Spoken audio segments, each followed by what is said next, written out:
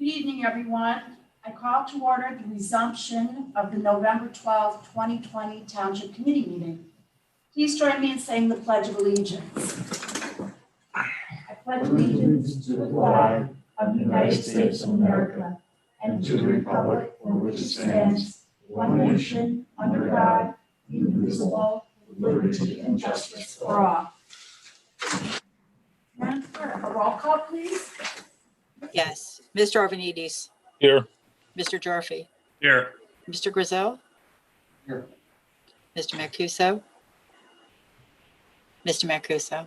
I see him up there, but I guess he didn't turn on his mic yet. Here. Okay, thank you. Mayor Wilson. Here. Thank you. Thank you. Can I have a motion to approve the minutes of the October 21st, 2020 Township Committee meeting? Make a motion to approve, Madam Chairman. Thank you. All in favor? Aye. Aye. Thank you. First up this evening, we have the presentation of our Community Service Award. So it is my honor this evening to present our Community Service Award to Tony Romano and Jim CAVANAUGH, two gentlemen who have been serving our community in a huge and varied number of ways for decades. Tony and Jim have been especially active in supporting our veterans.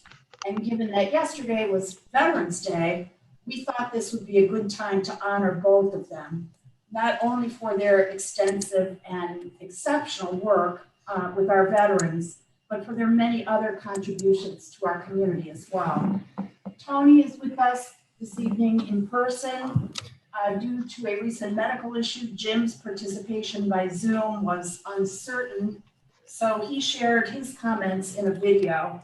And I'm not sure if he's on with us or not. I hope he is. And if you are, Jim, thank you for being with us. Sure he is. Okay, good. I'm glad that you're here. Here he is. Good. Jim has lived in Morris Township for 52 years, and for 50 years of that time, he has actively volunteered to serve our community in many, many different ways, locally, with the county, and with the state. Supporting our veterans is a special focus of his efforts. In his work as a chaplain, he has helped hundreds of veterans in many different groups and organizations, including the National Guard, the American Legion, and Morristown Hospital, to name just a few. The full list of all of Jim's activities, the organizations he supports, and the awards he's received is very extensive. You'll hear more about some of these particulars in the plaque we're presenting, which I will read in a moment, and in his video comments. Whether it's his work as a chaplain, or a neighborhood watch captain, or the leader of a renowned nonprofit organization, there is one theme for me that summarizes everything Jim does. It's a trait that I would call servant leadership. It's a willingness to give his life in service to something bigger than oneself, something greater than all of us. To me, this is one of Jim's most outstanding characteristics, and I really admire his ability to model this example for all of us. So with that, I would like to read the award that we're presenting to Jim this evening.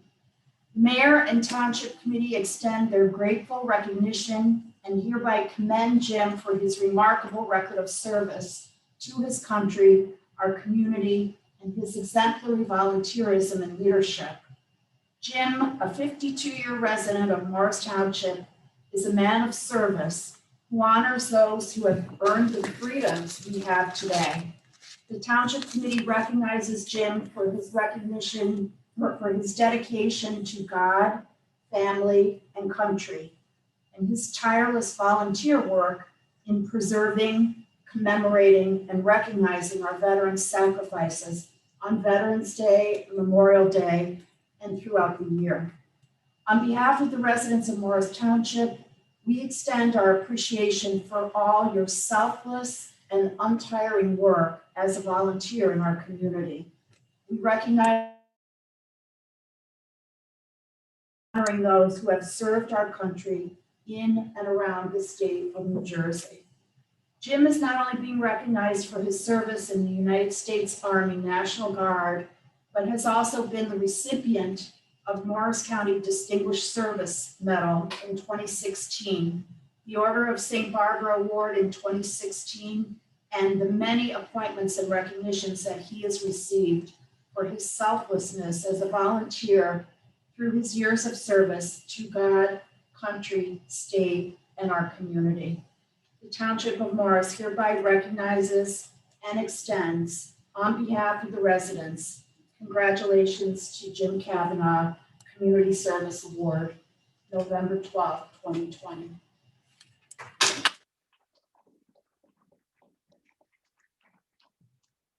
And with that, I'd like to play the video of Jim's comments. Mr. Daly? Hi, Jim CAVANAUGH. Thank you very much for this honor. I accept it on behalf of all the volunteers of Morris Township. I've been volunteering for about 50 years of my 52 years here, and basically it's been a joy. I basically have been Mary Queen of All Nations Missionary Alliance President and CEO the last 7 years. We're recognized worldwide as one of the top tier nonprofits. 100% of what comes into us basically goes out to charities. Some of those charities include supporting the military. I support the military in different roles. I'm a chaplain for Welcome Home Vets of New Jersey, where we help about 1,100 military cases throughout New Jersey over the last 8 years. I also am a chaplain for the 112th Field Artillery, National Guard Armory here in Morristown.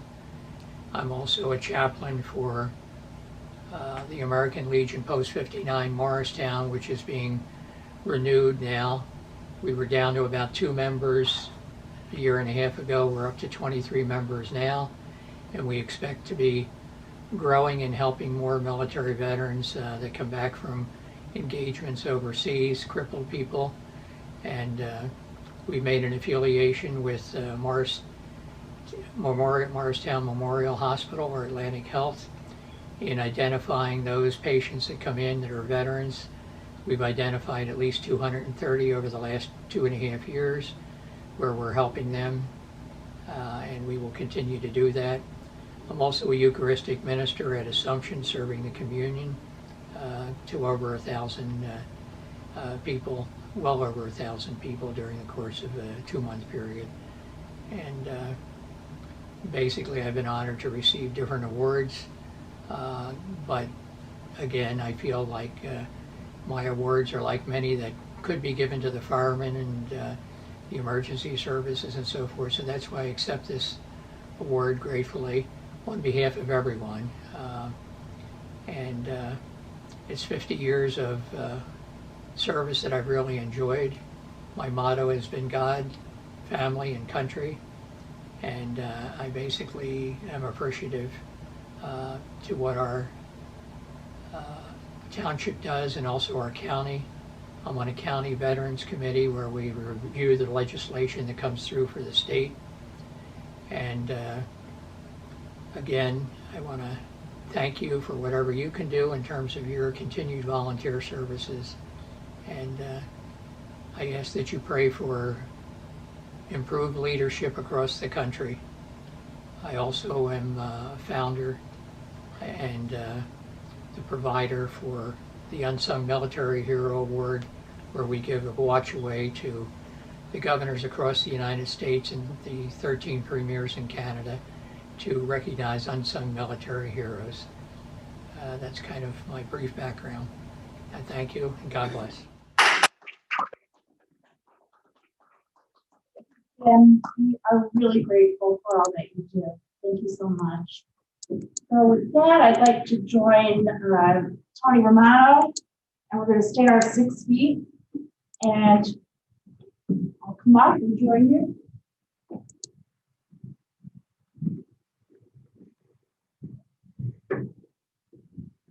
Get in here. Here,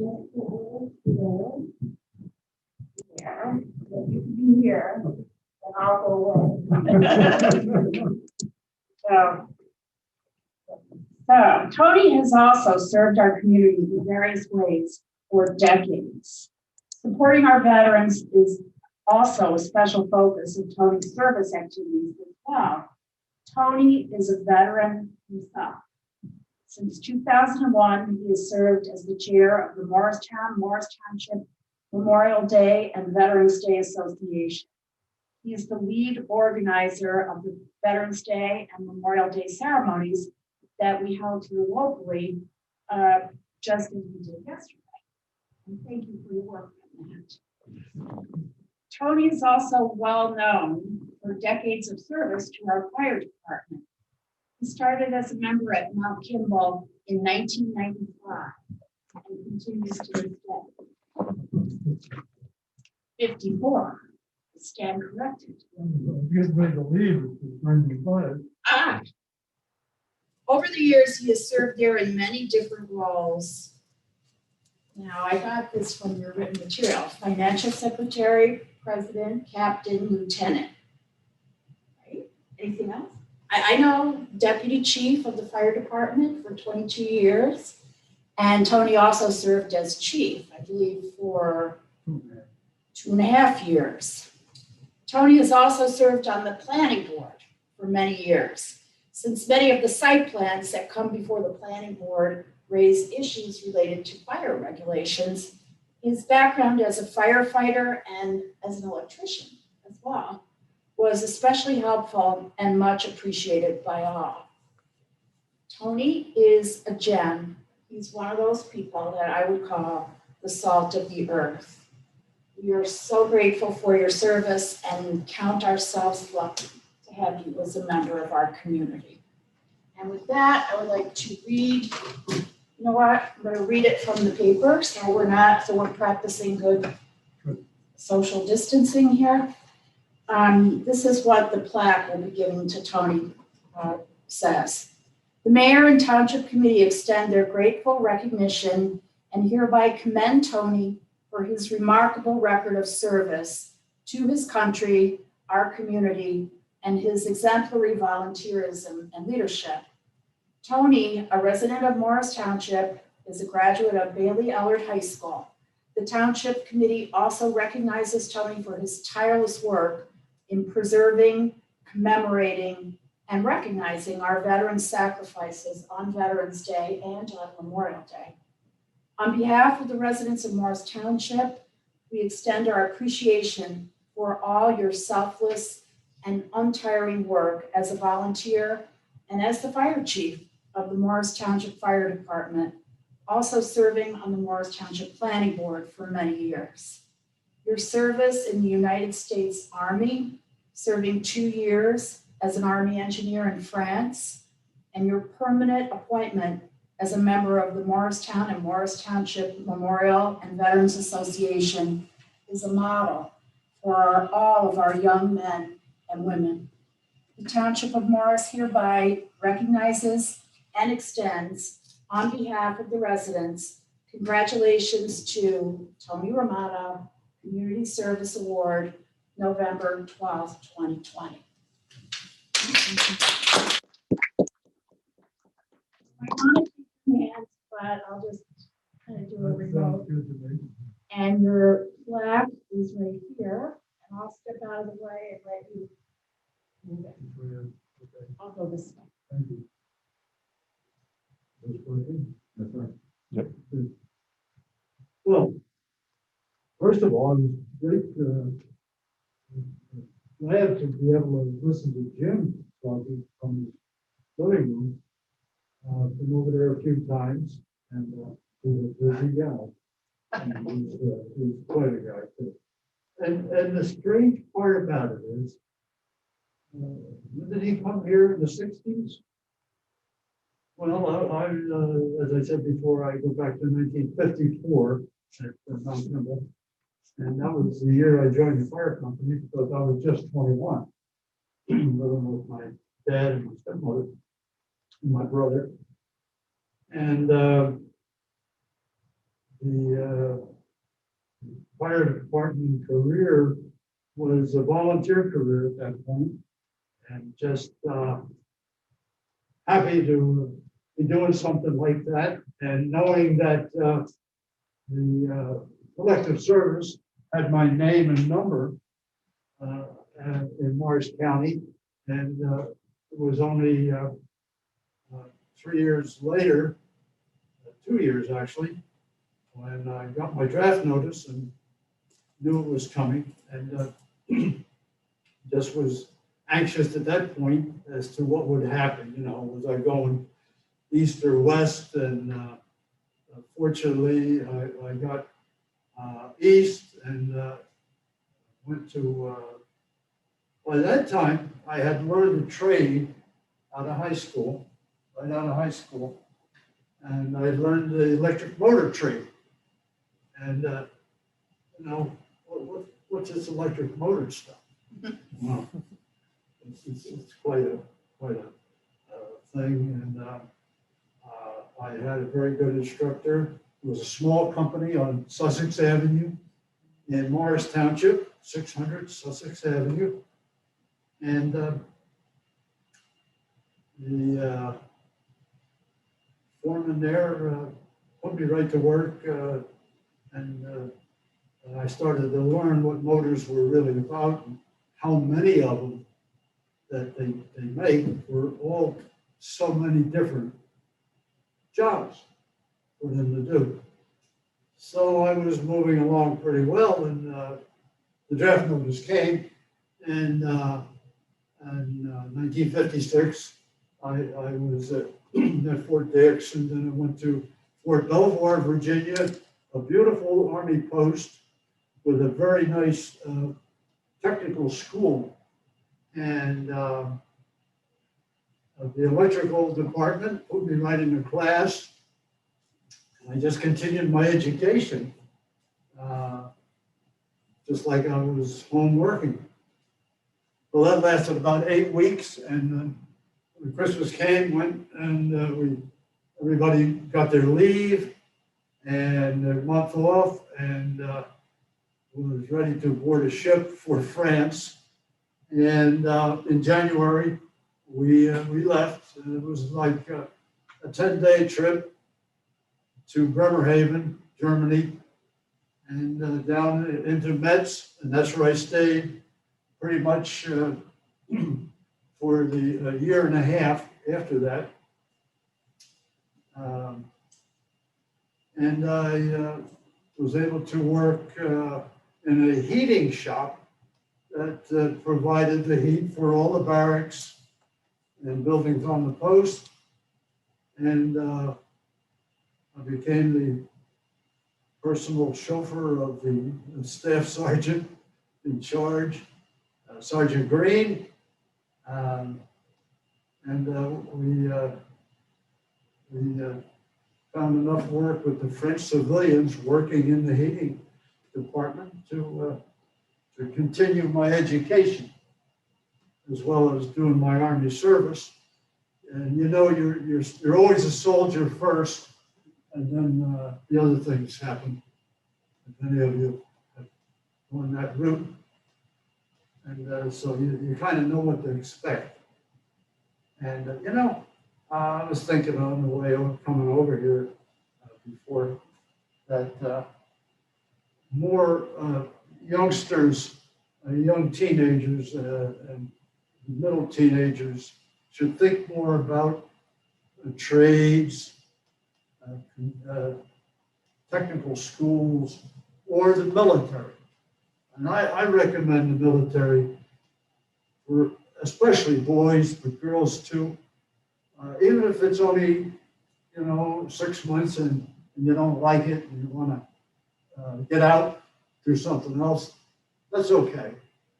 The 6 months is gold, and I really think it does good for every boy especially. And,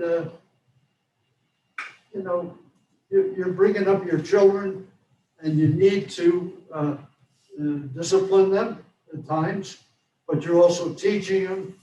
And it's to their benefit to get that kind of an education and work, you know, while they're growing up. Whether they go to college or not, fine. But you can do it without it. If some students, you know, just don't take this higher education.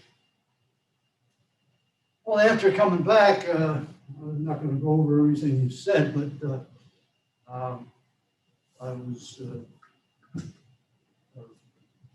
got down to brass tacks and worked with the firemen at Mount Kimball, and became a volunteer till 1973. By then I had gone to Allied Chemical as an electrician. And what happened was, as far as the motor business is concerned, it was booming, but it was going up with big manufacturers making motors, and the cost of motor repair got to be too expensive, so it was cheaper to buy motors in some cases. The bigger motors, you repaired, you rewound them because they got to be very expensive. So that was the end of the motor trade for me. And I enjoyed going to Allied Chemical. I had some friends there. My brother came a short time afterwards, and he became a licensed electrician. At Allied, you worked under the license of the foreman. Everybody didn't have to have an individual electrical license. Because in New Jersey at that time, the license was $200 a year. You had to pay it every year, and you had to take a test, of course, at the beginning. So all this time, the fire department was always in the forefront, and we had some very good years at Mount Kimball. And we moved along till, actually I started there in 63. Did I say, I said 73. In 73, Chief Hodges was getting ready to retire here, chief of department. And he had been chief quite a few years. And the township pursued openings for chief, and picked a very fine man from Westfield, Deputy Chief Jack Trees from Westfield, decided that he would do the job. Came up here. Eventually, he was a stranger to Morris Township, as you might imagine, and so he could get lost very easily. So we solved that with one car. And I was his chauffeur for about 6 months. And he finally bought a home on Delwood Avenue. And he learned the township pretty quickly. And he was a fine chief. And he did a lot for our department because there were 6 various chiefs from various companies applying for the chief's job. And I was just reviewing today a nice letter sent by the Township Committee and the administrator stating, you know, that they had some fine candidates, but they decided to go outside. And it was the best thing that happened to the department, I feel. So I was shortly afterwards appointed as the deputy chief to chauffeur the chief around and to do various other duties which he felt was important. So I enjoyed it very much. He was chief till about 96, and wanted to go back into inspecting. So I was appointed chief. And by that time, I was about 63 years old. And the state had just come out with a change of laws stating that all firemen and police had to retire by 65. So I had a couple of years to go, about a year. And that was the end of the fire chief's career. And I missed it a lot for a while, but it turned out to be the best. And that's why I had a lot of time now to devote to organizations in the evening. You know, I could go to a lot of meetings, and there were things that I never could join and still haven't, but I still got a shot at it. So,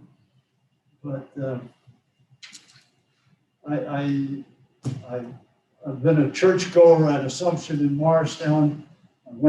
My first 2 years of high school were right there at the church. It was Bailey High School. And then Bailey Elder was built in Madison, and I finished my high school there.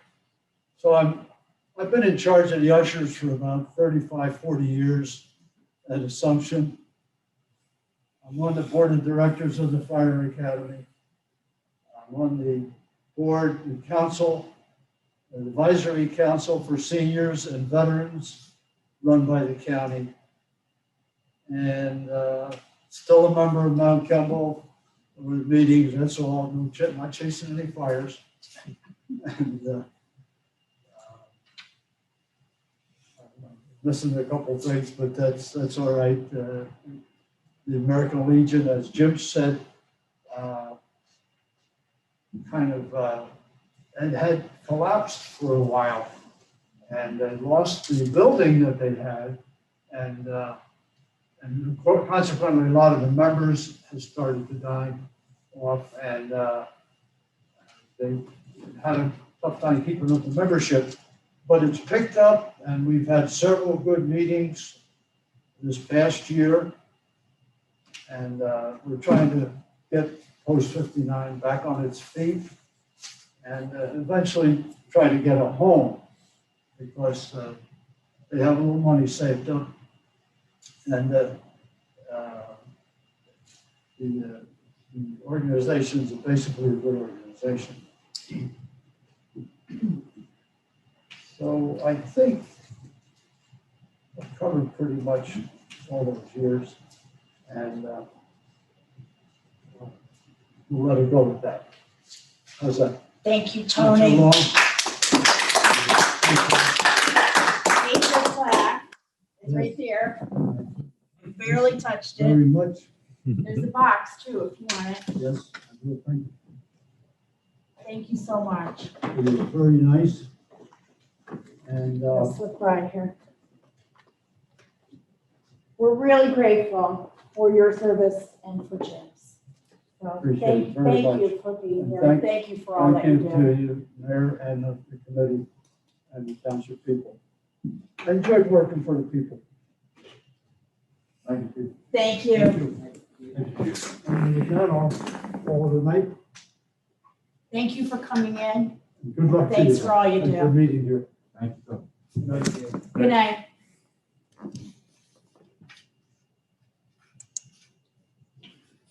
Okay. All right, let's see here.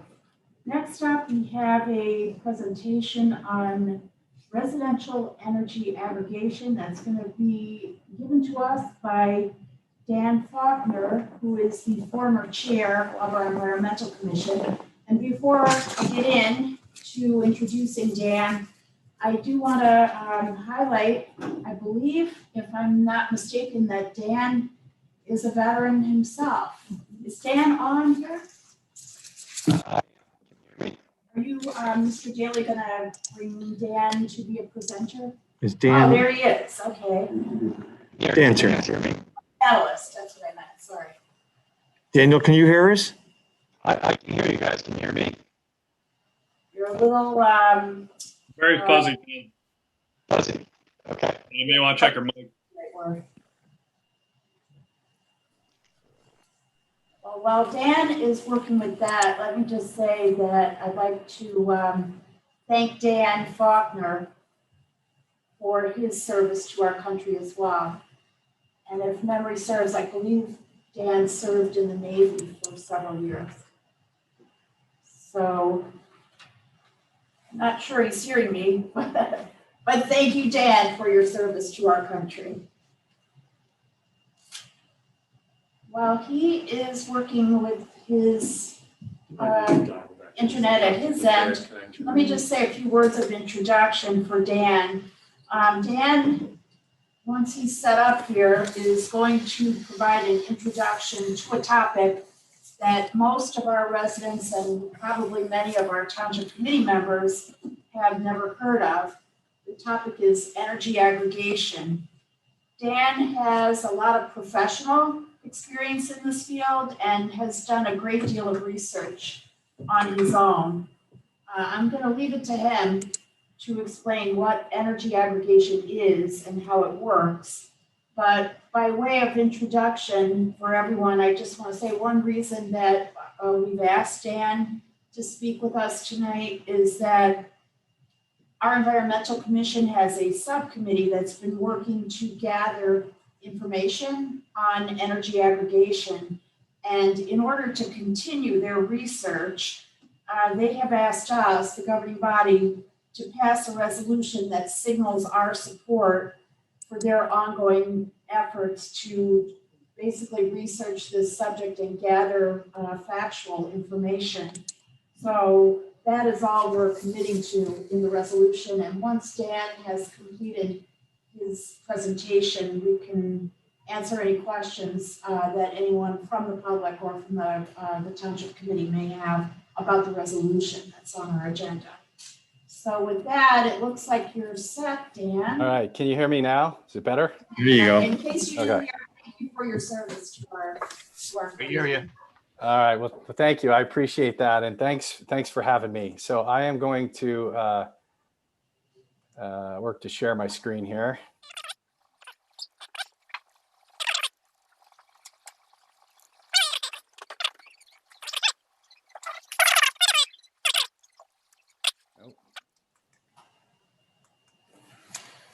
Here it goes. There, all right. Technical difficulties averted. Okay, so I'm just going to put this into present mode here so it gets on the full screen so everybody can see it. So I was asked here today to come and talk about energy aggregation. It's a topic that I've spent a lot of time looking into.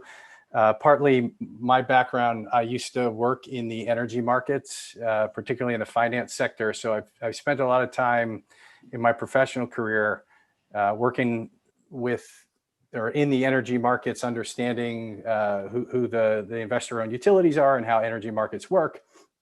And I'm going to talk about a couple of things here tonight just to give you a broad overview of a very complex topic.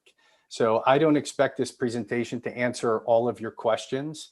I am painting some very big brushstrokes here just to give an idea of what the concept is and why it may be of interest to us as a township and what other towns are doing out there in taking advantage of the regulatory landscape that allows this to happen. Okay, so I've broken this into basically 4 parts. How is aggregation possible? What are the laws that have been passed to make something like this capable? We'll define what aggregation is and what it isn't. Why potentially towns or entities have decided to pursue this, and where do you potentially go from here? Okay. And I'll start off with a couple of definitions because these terms will be discussed throughout the 10 or so slides I have here. And I just want to level set so everybody kind of understands what these are. The Board of Public Utilities is a New Jersey governing body, and they are a state agency that basically oversees the regulated utilities in the state. So they set policy, they set rates, and they kind of set the standards and basically are an advocate for us as consumers, right? They provide a layer of consumer protection. They help put the laws in place and the like. A public utility or an investor-owned utility are the companies that we're used to seeing out there. And in our case, it's JCP&L for power, and it's PSE&G for gas, right? But there's a few other investor-owned utilities throughout the state, but those are the ones that affect us here. You'll hear the term third-party supplier come up quite a bit, and that's basically an entity, a third party that is contracted to provide the supply of energy into a market or into a reseller, right? So that term will come up again. And effectively, we're talking here about a government energy aggregation, a GEA, which is the ability for municipalities to band together to increase their buying power on behalf of their constituents. So we'll get into the first part of this. What makes this even possible? And the answer is deregulated energy markets. So in the 70s, energy markets began to be deregulated, and it was expanded significantly in 1992 under President Bush, Bush 1, where markets essentially were deregulated. And what that means, and you can see the states here that have pursued some manner of deregulation, right? Not all states in the US have pursued it, but a good portion of them have. And effectively, what does that mean? It means that previous to this, in a regulated environment, it's one company has one monopoly, right? Everything from power generation all the way to delivery to you, it's one company, it's one entity. And I think a lot of people in New Jersey think that that's the way it is here, right? When we deal with JCP&L, and in fact, it is not. In a deregulated environment, what that allows you to do is we disaggregate supply and transportation. And it basically introduces the notion of free market principles to allow third-party suppliers to enter the market space to bid for your business.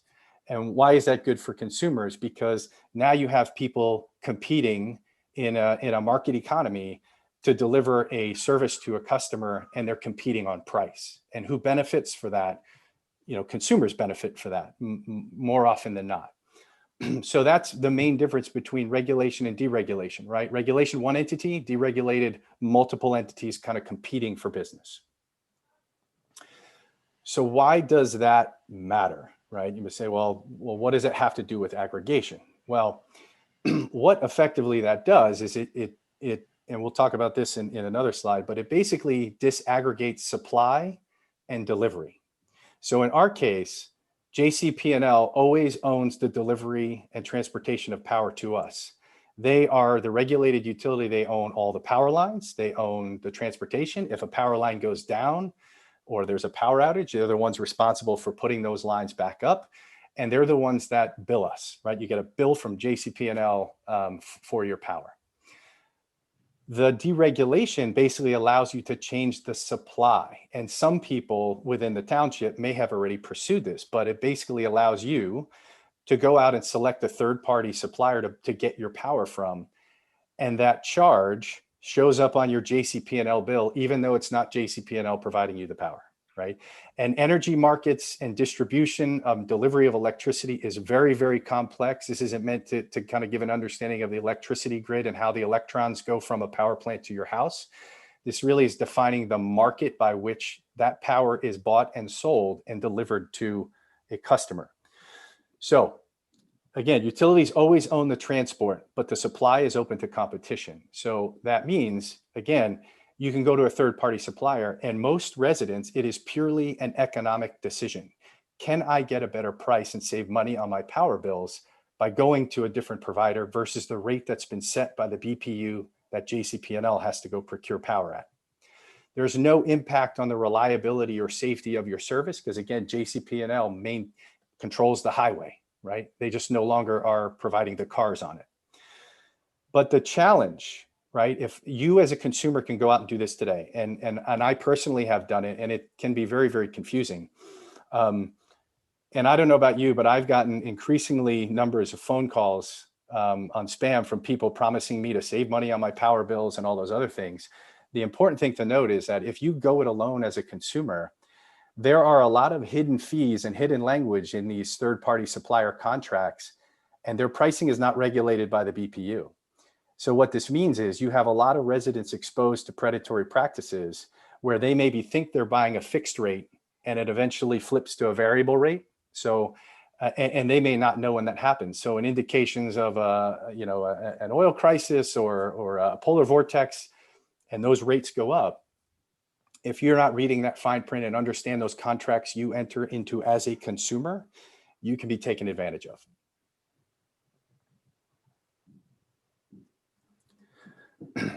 Okay, so how does this feed into energy aggregation? So we talked about deregulated energy markets. We talked about how you can procure your own contract for supply of power. Well, what is aggregation? Aggregation essentially is the notion that a bunch of disparate entities come together to increase their buying power, right? And this is no unique concept, right? A lot of entities do this today. If you look at federal and state agencies and how we procure things, they've been doing this for decades, right? The state of New Jersey has a procurement contract. The GSA for federal agencies has a procurement contract. The state agencies in an ASPO contract, right? 52, I think 48 of 50 states are on this kind of government contract. It's basically a larger pool of customers for somebody with goods to come in and say, hey, look, if I can negotiate a good rate and get on this contract, I can now sell to all of these customers, right? Because the buying power, and I'm willing to give a better rate because I can get access to more customers. Businesses do this today. In my current line of work, we deal with businesses that form group purchasing organizations to get better pricing on cell phone service or internet service or what have you, right? Any number of things. So it's the notion that entities can band together to create a more attractive pool of customers, so those free market principles and that price competition can be more competitive, right? Because it's a better benefit to the business to get access to all these customers. So in 2003, there was a law passed in the state of New Jersey that basically took that aggregation principle and applied it to energy. And what that means is this allows, instead of businesses or state agencies, it allows municipalities to either go it alone or work together to aggregate the energy requirements of their residential and commercial and municipal needs to get that better buying power and put it out to bid to a third-party supplier to get a lower price than an individual constituent could go get themselves, right? So there's two benefits. There's an economic benefit. There's also a benefit for those that are interested in renewable energy content. You can specify certain things about renewable energy as part of that effort, right? So you'll see that as some of these aggregates are created. So here's kind of a busy graphic, but just kind of meant to put this in a graphical form so it's a little bit easier to digest. If you look on the left here, right, an individual use case. We as individuals, pay as a household to our power suppliers, right? And that could be JCP&L if you don't decide to change it, or it could be another entity, right? And those prices can be negotiated on an individual household level, right? But there's really not a whole lot of incentive for somebody to bid and compete on price heavily for a single household. If you take all of these households and residents and demand together and create a larger pool, it becomes a more attractive pool for a third-party supplier to go after, right? They'll bid a little bit harder for that business and give a better price potentially, right? And comply to the wishes of what the municipality wants. We talked about predatory practices. In the aggregate case, you can stipulate things in that contract with that third-party supplier on behalf of the town to make sure those predatory practices are not allowed, have penalties, et cetera. So there's a notion where you could protect your residents, whereas if they go it alone, they're not protected. And effectively, the way that it works is that third-party supplier kind of sits in the middle of that bottom graph, right? There is a whole bunch of power generation plants that are out there. They go and negotiate contracts with those generators to get the amount of power that the town needs. They act as the reseller in between and then execute on the contract to the end user, right? And the reason why you can sometimes see lower prices is that different energy sources clear the market at lower prices, right? And this has a lot of factors in terms of the cost to produce that watt of energy, what the raw materials are at any given time, and how that those economics play out. And these bottom graphs are from the regional trade organization that owns all the power supply within the Pennsylvania Jersey market, right? Okay, so we went through this very quickly. We talked about the supply being separate from the transport. We talked about kind of what aggregation means and the regulatory landscape that has allowed it. So why would somebody do this, right? What's the benefit to us? The benefit is economic, number one. Residents can save money on their energy bills because we can get a better rate as an aggregate than we can by ourselves. And there's a lot of statistics out there on aggregates that have formed and the dollar value that customers can see on a savings on a one-for-one basis. We can put protections in for our consumers. So some folks that are being taken advantage of by these third-party suppliers with these predatory practices, you know, now with whatever contract is put in place, we can put protections in for those residents. You can stipulate that renewable energy choices be part of that. For those, you know, that's an important component for some people that, you know, in entering something to like this, they want some choice to get potentially cleaner power or offset with renewable energy credits on the like. And effectively, it's a free option for residents, right? So if you go through this, you get all this set up, you know, what's my experience as a resident? I can opt out at any given time. I don't have to participate. Right. If I don't want to partake in this, there's a mandatory notification period to everybody, and you have 30 or 60 days to opt out. You can also opt out at any time. So if at any given time, you know, it's not meeting your satisfaction, you can just drop it. There's no commitment. And quite honestly, in most instances, there's no change to a customer other than that one supply charge on your JCP&L bill. So the odds are that most customers probably won't even know that the change has even happened, other than their utility bills maybe get lower, right? Because you as a consumer, there's no impact. There's no difference in the energy coming into your house. There's no difference in the way JCP&L maintains the lines for your house. It's basically, you know, a very simple change and an experience that somebody may not even notice. So again, you know, their impacts as a consumer are minimal. JCP&L still bills you. They still own and maintain the lines. They're still your point of contact for outages and line repairs. It's just that supply charge on that JCP&L bill will have a different supplier name and a different rate.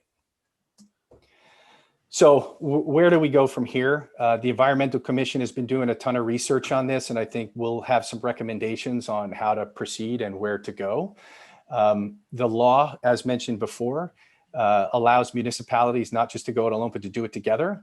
The more households, the better the rates you can get. There's a lot of cooperatives that have already been formed. It may be an easier lift and less work to join one of those already existing collectives, right? And something where obviously those contracts would have to meet our needs and we'd have to be comfortable with it. But if you want to talk about an ease of execution and something with a better chance of getting a better rate, you know, it's a way to go. And there's a few that are out there, and I know some of them may not work depending upon the power domain that we're in. But, you know, the Essex County one is a big one and has been around for a while. There are two fairly recent ones that I have seen. One, the Morris Area Energy Cooperative. So no surprise on the towns that some of them are around us that partake, particularly Florham Park, Mendham Borough, Rockaway.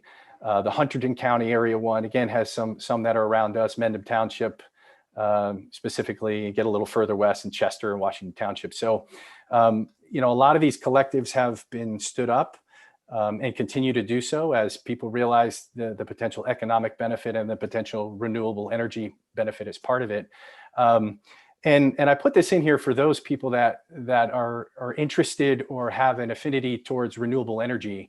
You know, this is a way where you can kind of stipulate a clean energy or renewable energy piece to your power without outlaying the cost to put solar panels on your roof or buying an electric car, which, you know, some people have the means to do so, but many people don't.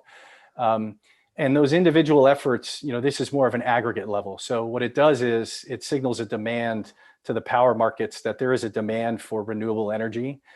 To bring those online, right, to meet the rates that some of these contracts need to be negotiated at, or the stipulations. And, you know, effectively, the more that this happens, the more these clean energy power generation sources get put online that help to retire some of the legacy and older power plants that are out there, right? So to the extent that the renewable energy piece or options are part of that, some residents, this is an important factor and a way to participate in that type of economy without having to outlay thousands and thousands of dollars on expensive, individual technology.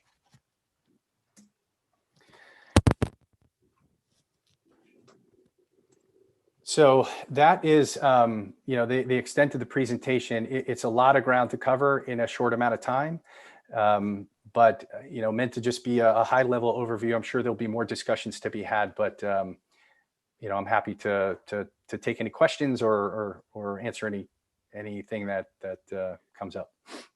Dan, Thank hi. you so much, Dan. I thought that was a really excellent presentation or summary of it. That this is yet another complex topic. So, and just picking up on what I talked about in the beginning, from Dan's presentation, you can see that there are various points in learning about the process, that there is quite a bit of complexity there.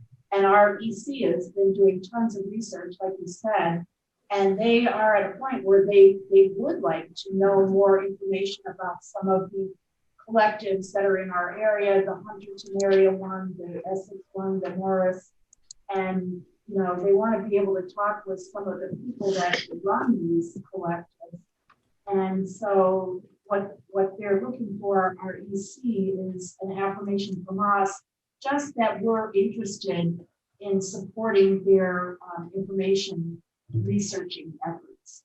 We're not committing to anything at this point, but we would like for them to gather more information. So that's where our resolution is coming from tonight. And I think Dan's presentation just was excellent in kind of giving an overview of this topic as a whole.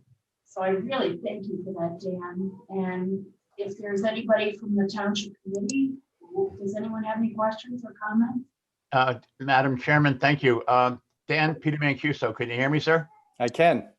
A question. If we opt to go for the third-party provider, does the bill come from them for the usage, or does it come through JCP&L? It comes through JCP&L. So JCP&L always maintains and has responsibility to be the billing entity. So those charges get passed through JCP&L into one single bill for the customer. So, whether you go to an aggregate like this and go to a third-party supplier or not, the bill still remains the same whichever way you go. It always comes from JCP&L. Thank you very much, sir. I've been in touch with different people in different towns, and one story I heard was that one town went ahead and did it, and no one noticed, because it's such a sort of invisible change. The only change, like Dan said, is the name of the supplier, I guess, changes on your JCP&L bill. Is that right, Dan? That's correct. Yeah. And I've done this as a consumer, and so I've been through the experience, and I probably have some legacy bills to show you at some point. I probably should put in the presentation. And the only thing that changes on the supply charge, it went from JCP&L to, and I forget the name of the third party. They list the name of the third party, and then they put your rate, and there's a separate section on that JCP&L bill, and that's the only difference. And so part of reaching the deal, so to speak, is to kind of interviewing or getting information from the different competitors in the supply market, right? Yes. And there are people who work for the collectives who can help to explain how that process works. And that's, I believe, the kind of the next step that our environmental commission is looking at exploring. That's Is there correct. anyone else who has any questions? I'm not sure if Buzz Kenny of our current DC chair, I'm not sure if he's on, but if he is, okay. If Buzz has any comment that, I don't know if you do, I don't want to put you on the spot, but I know that you have a lot of background as well on this. I'm here, and first I'd like to thank Dan for a superb presentation. And the only thing I'll say is that the Environmental Commission has done a fair amount of work on this subject already, and we are at the point now where we can dig into the economics that apply in the current marketplace and advise the Township Committee in the near term, probably by early next year, as to the relative benefits of several of the geographically proximate cooperatives, as opposed to the township setting out on an aggregate program on its own. And we are also learning that a number of these, the cooperatives offer various levels of renewable energy that you can, an individual resident could avail him or herself of, all the way up to 100% renewable. And this is really what interests the Environmental Commission. We're all for saving residents money on their electric bills, but you know, if I put solar panels on my roof, I've made a small impact on a very small impact on the electric marketplace in the country. But if the 18,000 or however many households there are in Morris Township purchase, you know, a 40 or 50% renewable content contract through one of the cooperatives, we've made a much bigger dent in that we're forcing the supply side of the deregulation equation to build more renewable power. And that's the whole, that is why we at the Environmental Commission would really like to see this come about. But as I said, we're looking into the economics, and we hopefully can provide some definitive guidance to the Township Committee early next year. Thank you, Buzz. So with that, the next item on our agenda is public comment. And what I'd like to do is ask if anyone from the public would like to ask any questions or make any comments on this topic.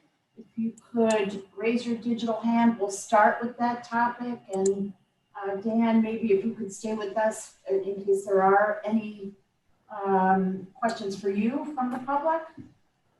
So does anyone have a question? I don't see. No, there's no hands up right now. No hands up for questions on energy aggregation. Oh, where'd he go? Where'd he go? He was there. Okay. Oh, there he's back. Is that Jim Cavanaugh? Jim Cavanaugh, we need you to, or Jim C, we need you to unmute. There he is. Yes, a very good presentation, Dan. The only thing I would suggest for the committee and as you go forward, that some sort of information to the normal consumers, for example, some of the 18,000, I think they would be looking at it while they're also looking at the renewable side. They'd also be looking, I think, first is, what could this mean to my bill? Very much so. This is part of where the EC wants support from the Township Committee for them to get more information. That's exactly the kind of information that they're looking to get some help with as far as sharing with residents. Thank you. Thank you. Okay, I don't see anyone else with their digital hand raised for this topic. So I guess with that, I'll just say thank you so much, Dan, for your, it was really helpful and informative. And I'm sure we'll be in touch with you in the days ahead as we progress on this initiative. So with that, I'm going to open it for public comment, our first public comment of the evening. And if there's anyone from the public who would like to ask any questions or make any comments, please raise your digital hand.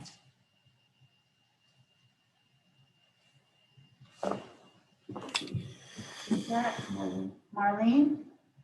Marlene, is that Marlene Memmer? Okay, Marlene, Yes, here I am. I There have she is. names. She's there. Marlene. Go Yes, ahead. Please say your name and address for the I record. remember 63 Independence Way. Thank you. Go ahead. Okay, my question is regarding the agenda items. And I was wondering, in the resolutions of the previous month that did not appear on the final version of the agenda, but were approved, be noted and described in the current month's agenda. And in particular, I noted that in September, resolutions 18820 and 18920 were added. And this particular, in October, 216, 217, and 21820 were added. And when I listened in on the meetings, and Are added at the last meeting, Marlene? I'm sorry. Go ahead. What did you say? I'm sorry. Go ahead. No, I was just, again, the items that are added at the end of a meeting, this past month's meeting in October, and I referenced September's meeting also. I was just wondering whether or not those items can be added to the current agenda that you're sending out, say for November, as previously approved already, but at least we get a description of what those items were. Yeah. Okay. They are on the website. Okay. So I know what you're saying, Marlene, when an agenda comes, when a resolution is added at the end of the meeting for various reasons, it is not on the agenda for that meeting, but it is posted on the website after the meeting. So, so it is accessible in that sense. And okay, we're careful about something that gets added at the last minute. We only do it if there's a particular important reason for it. okay, But I understand what you're saying. Okay, so there is another place that I could go to access that information. It's On the, available on the website following the meeting. Or On the the clerk's township office too. You can always send Mr. Quinn an email. Mr. Quinn knows exactly where it is. That's Okay. easier. It is posted on the website on the section on the Township Committee, right?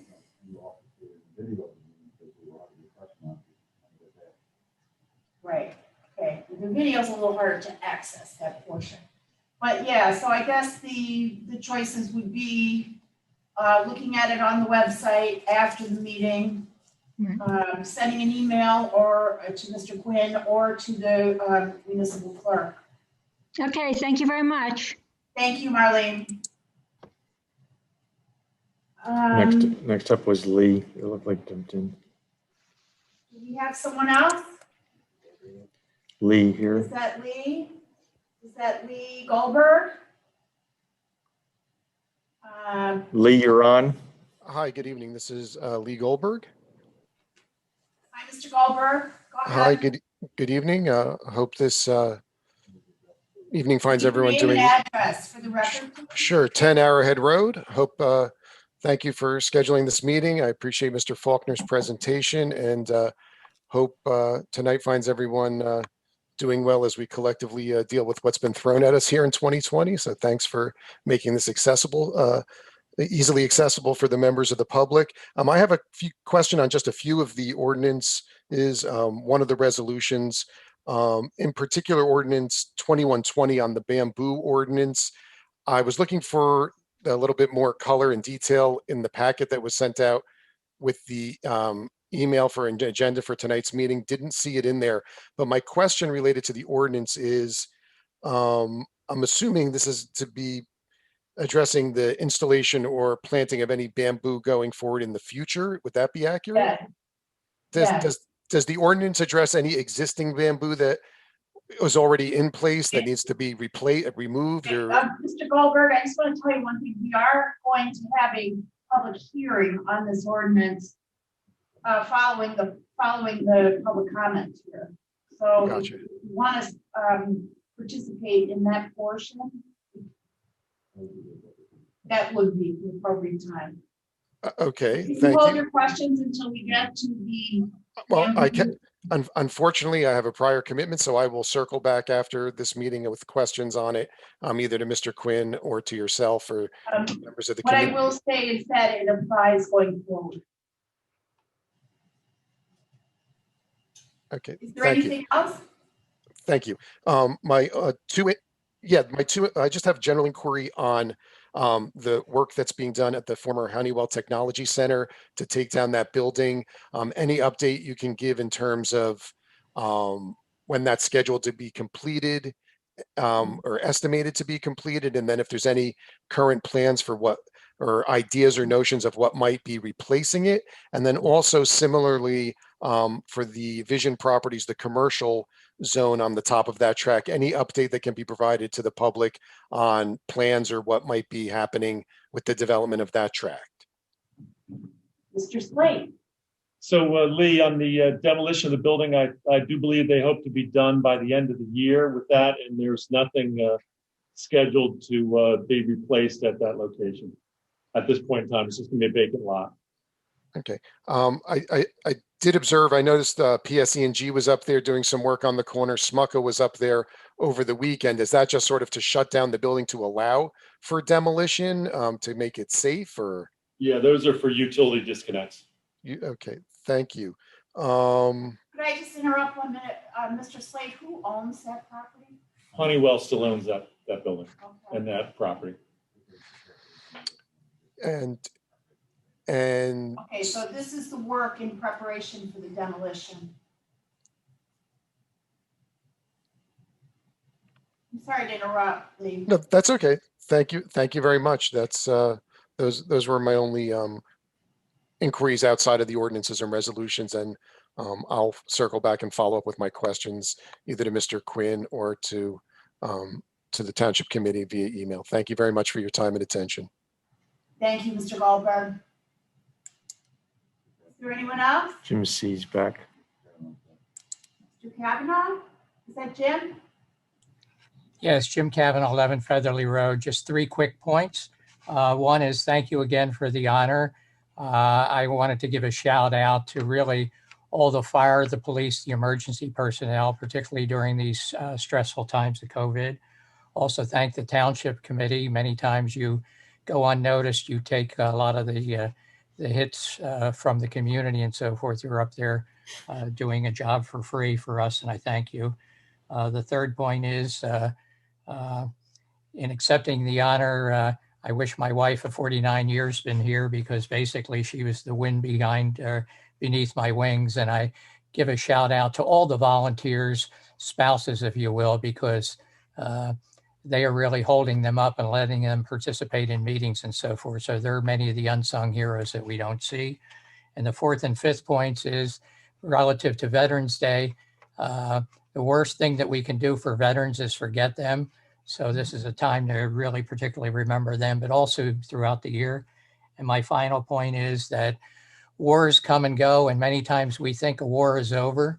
But in the mind of the PTSD people and the crippled people that come back from the wars, they're replaying the war every day. And the suicide rates are up around 23 military people commit suicide a day. And it's going to inch higher with COVID. So my only suggestion is we all have 2 ears. Listen to those signals where we feel that maybe someone is distressed as a shut-in, whether it's a veteran or not. Here, try and reach out somewhere. There's hotlines. Maybe you can save a life. Thank you for all of what you do, and God bless.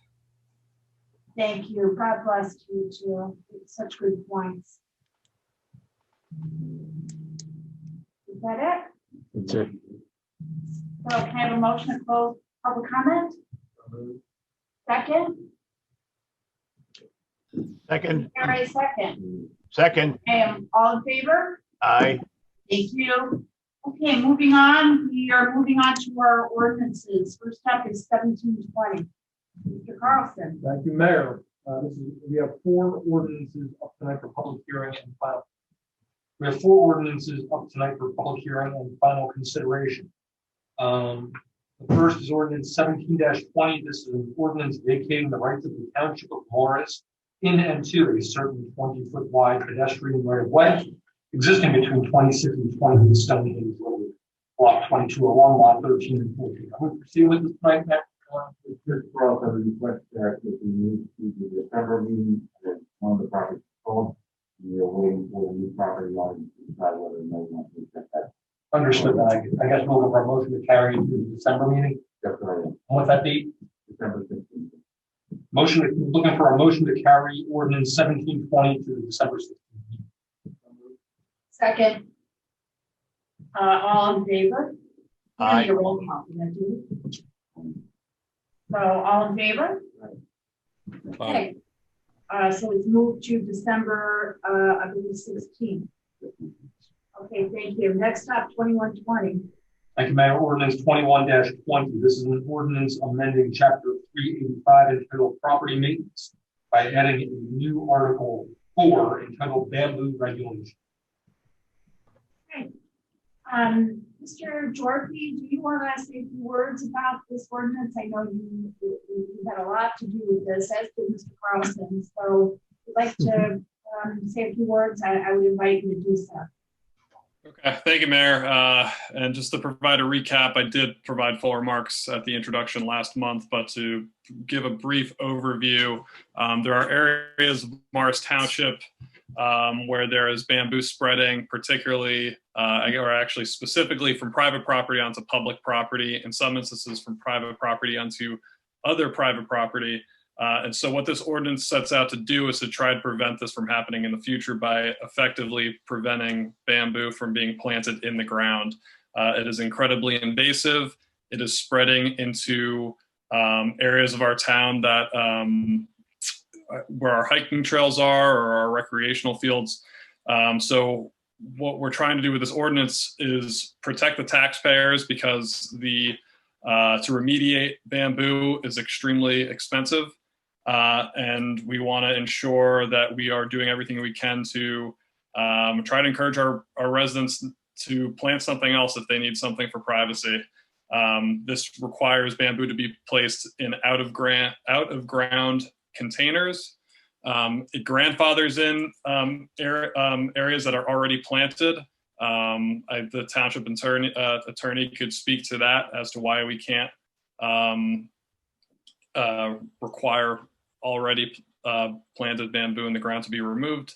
Like I said, it's extremely expensive, but I'm hoping that this will prevent further instances of bamboo spreading onto public property and onto other private property going forward. Thank you. Is there anyone from the public who would like to ask any questions or make any comments on this ordinance? Yes. All right. Okay, so I need a motion to pass to support the ordinance. I make a motion for that. Second. I move that we move 21-20 for final consideration. Second. Second. Thank you. Now, is there anyone from the public who would like to ask any questions or make any comments? Marlene. Marlene. Okay, Marlene Memmer. Marlene. Marlene Memmer, 63 Independence Way. I was going to ask the same thing that Lee was going to ask, whether or not it applied to any bamboo that is already existing. And as Mark explained, it does not. This ordinance is strictly for bamboo. Does it cover any other invasive species of plants? No, just bamboo. Just bamboo. Okay, thank you very much. Thank you. Just to add to that, is that something that we might be looking into, other species of other invasive species? Invasive, yeah. Possibly, the EC is doing some research on invasive species and various ways of doing some of the remediation.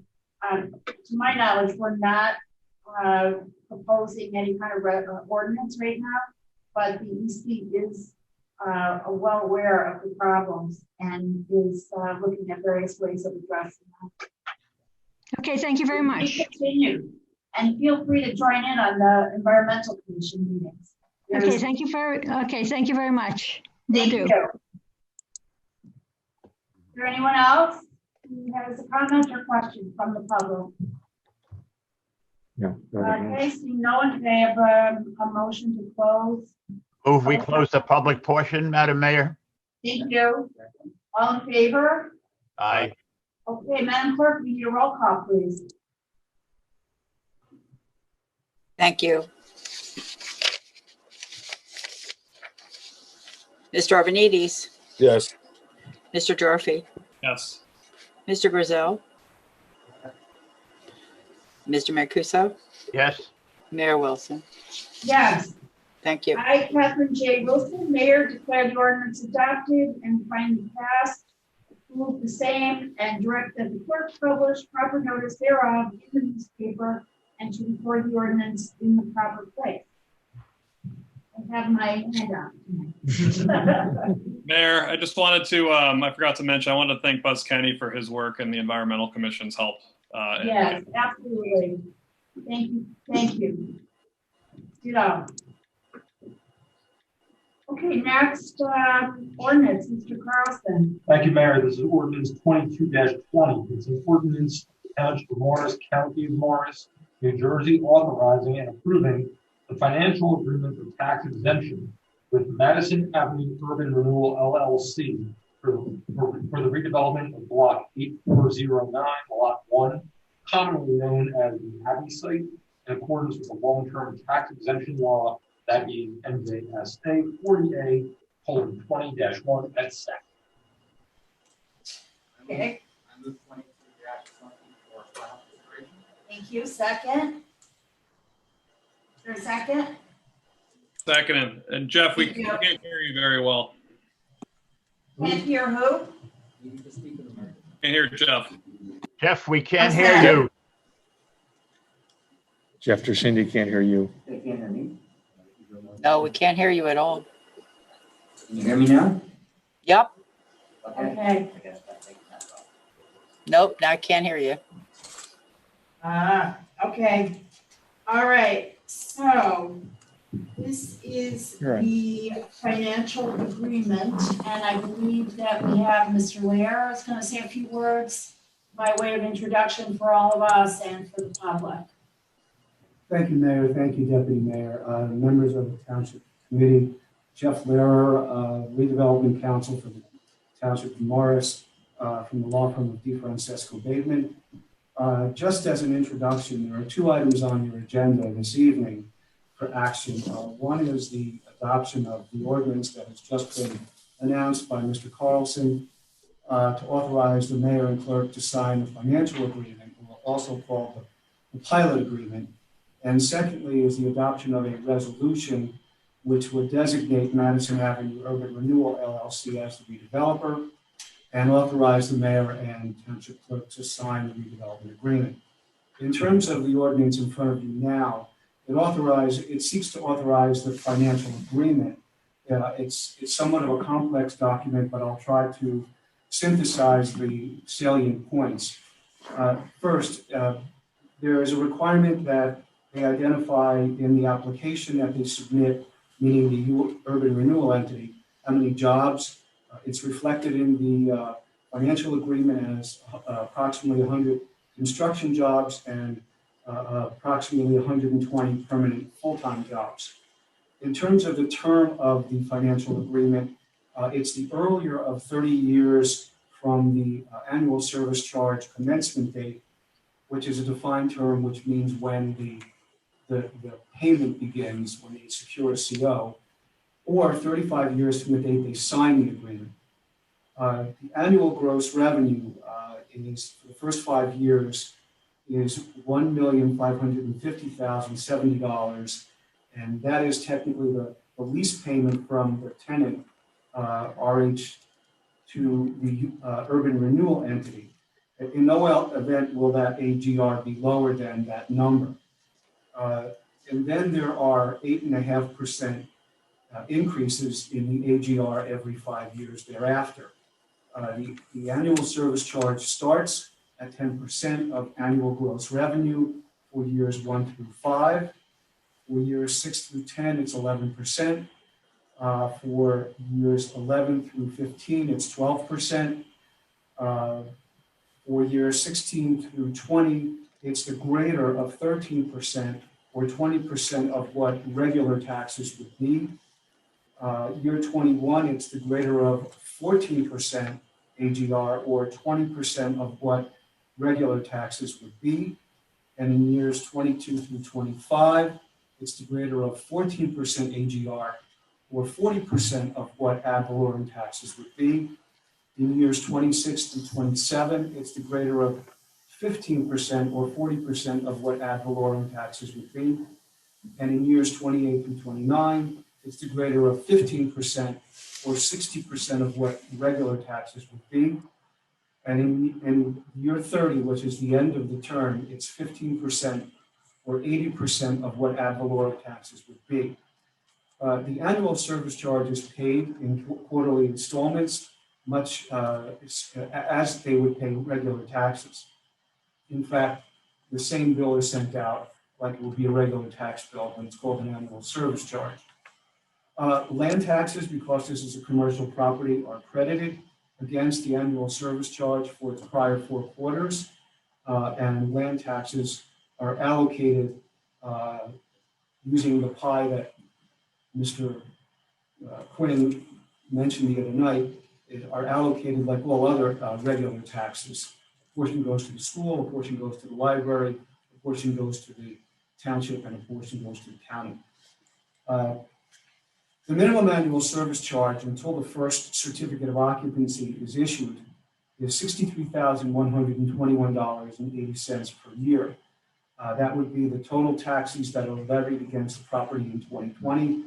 And this, what this does by negotiation, it assures that there will be a minimum annual service charge until the first CO is issued. There is a 2% annual service, 2% of the annual service charge is also added as an administrative fee for the life of the pilot, and this covers the administrative costs of servicing the pilot.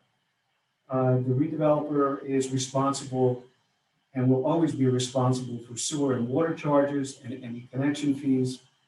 And there is a clause in the financial agreement that requires the recording of a deed restriction that, number one, the Abbey structure itself will not be demolished, and 2, the structural elements of the Abbey structure are to be maintained for the duration of the 30 years of the financial agreement by the redeveloper. I don't know whether you want me to get into the RDA and now, but it's a resolution.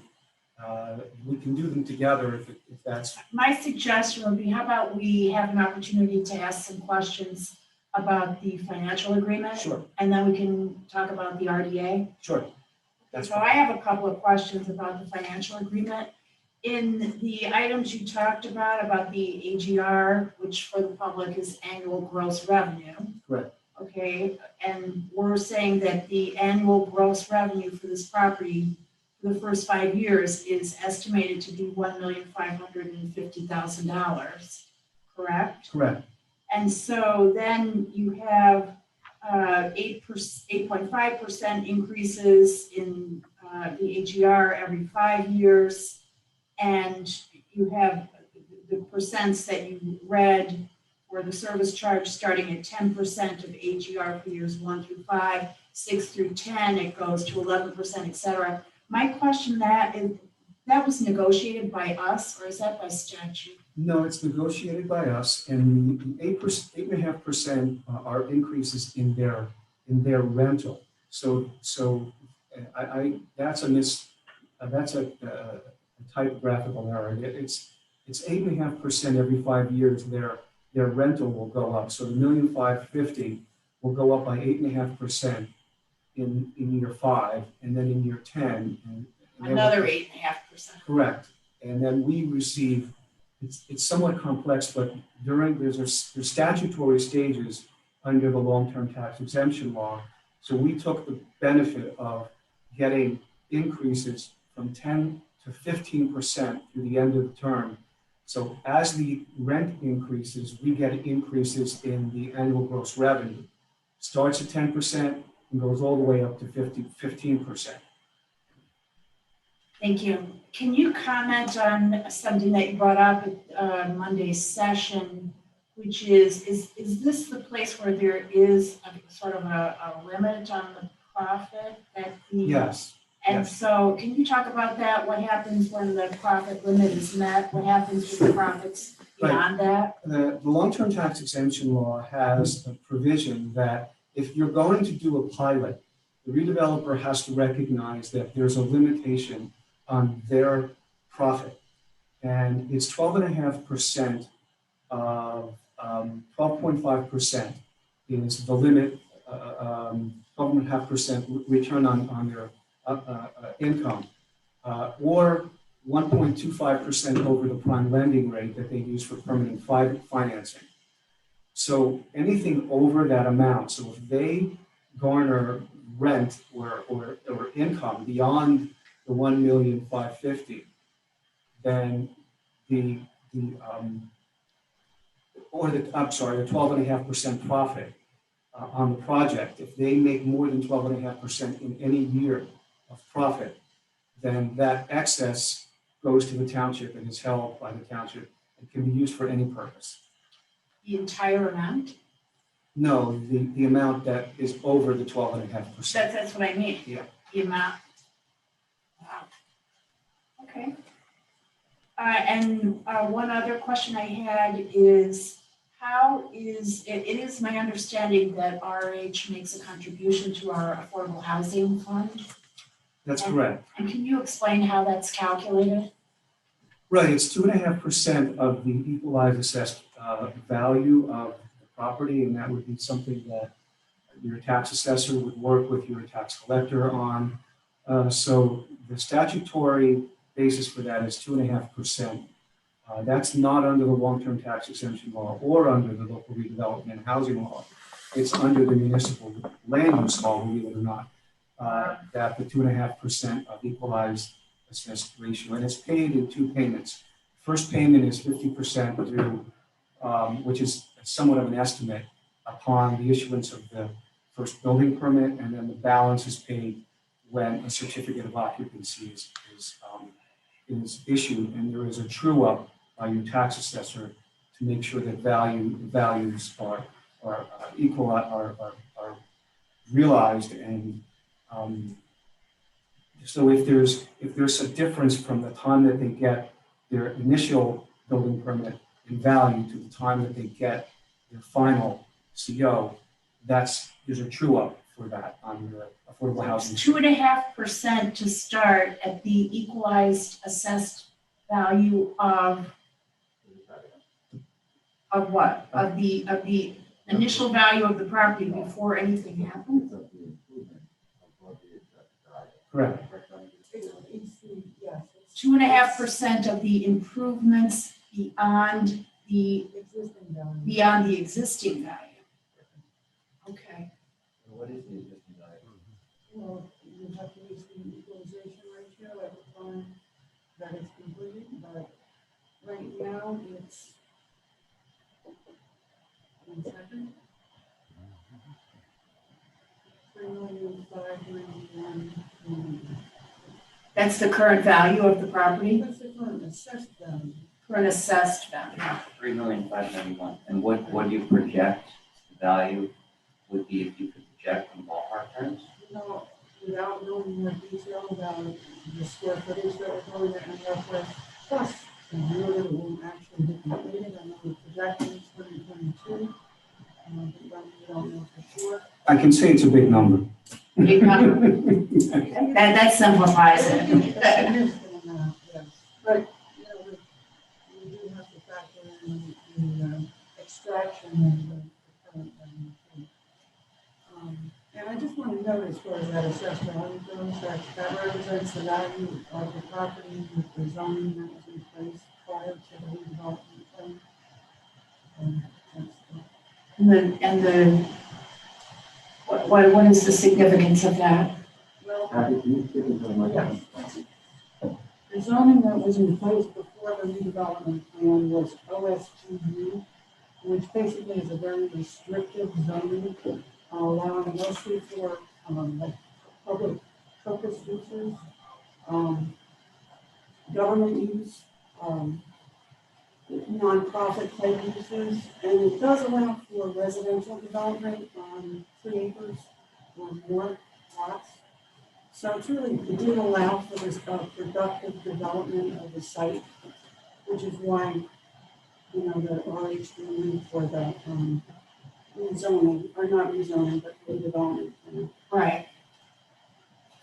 Just as this is a bit of an aside, but the redevelopment plan is kind of an overlay thing, right? The OSGU remains underneath, so to speak, is that right? That is your current zoning. The redevelopment plan is your zoning of the property right now. So it replaces whatever. Right. Okay. Supersedes. Supersedes. Okay. Thank you. That was helpful.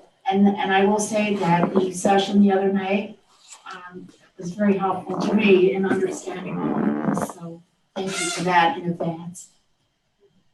I want to mention it later. That's why I say in advance. But is there anyone else from the Township Committee who would like to? Madam Chairman, Peter Mancuso, I have a question for Jeff. Go ahead, Mr. Mancuso. I have a question for Jeff. Thank you very much. Jeff, I asked him this question earlier in the day and he gave me an adequate answer, but I think it's important that everybody realizes this and that especially the town people. Clause K rather, indicates that the structure will not be demolished before 30 years are passed. Now, there's probably 50 reasons why it might be demolished. Could you comment on that, please?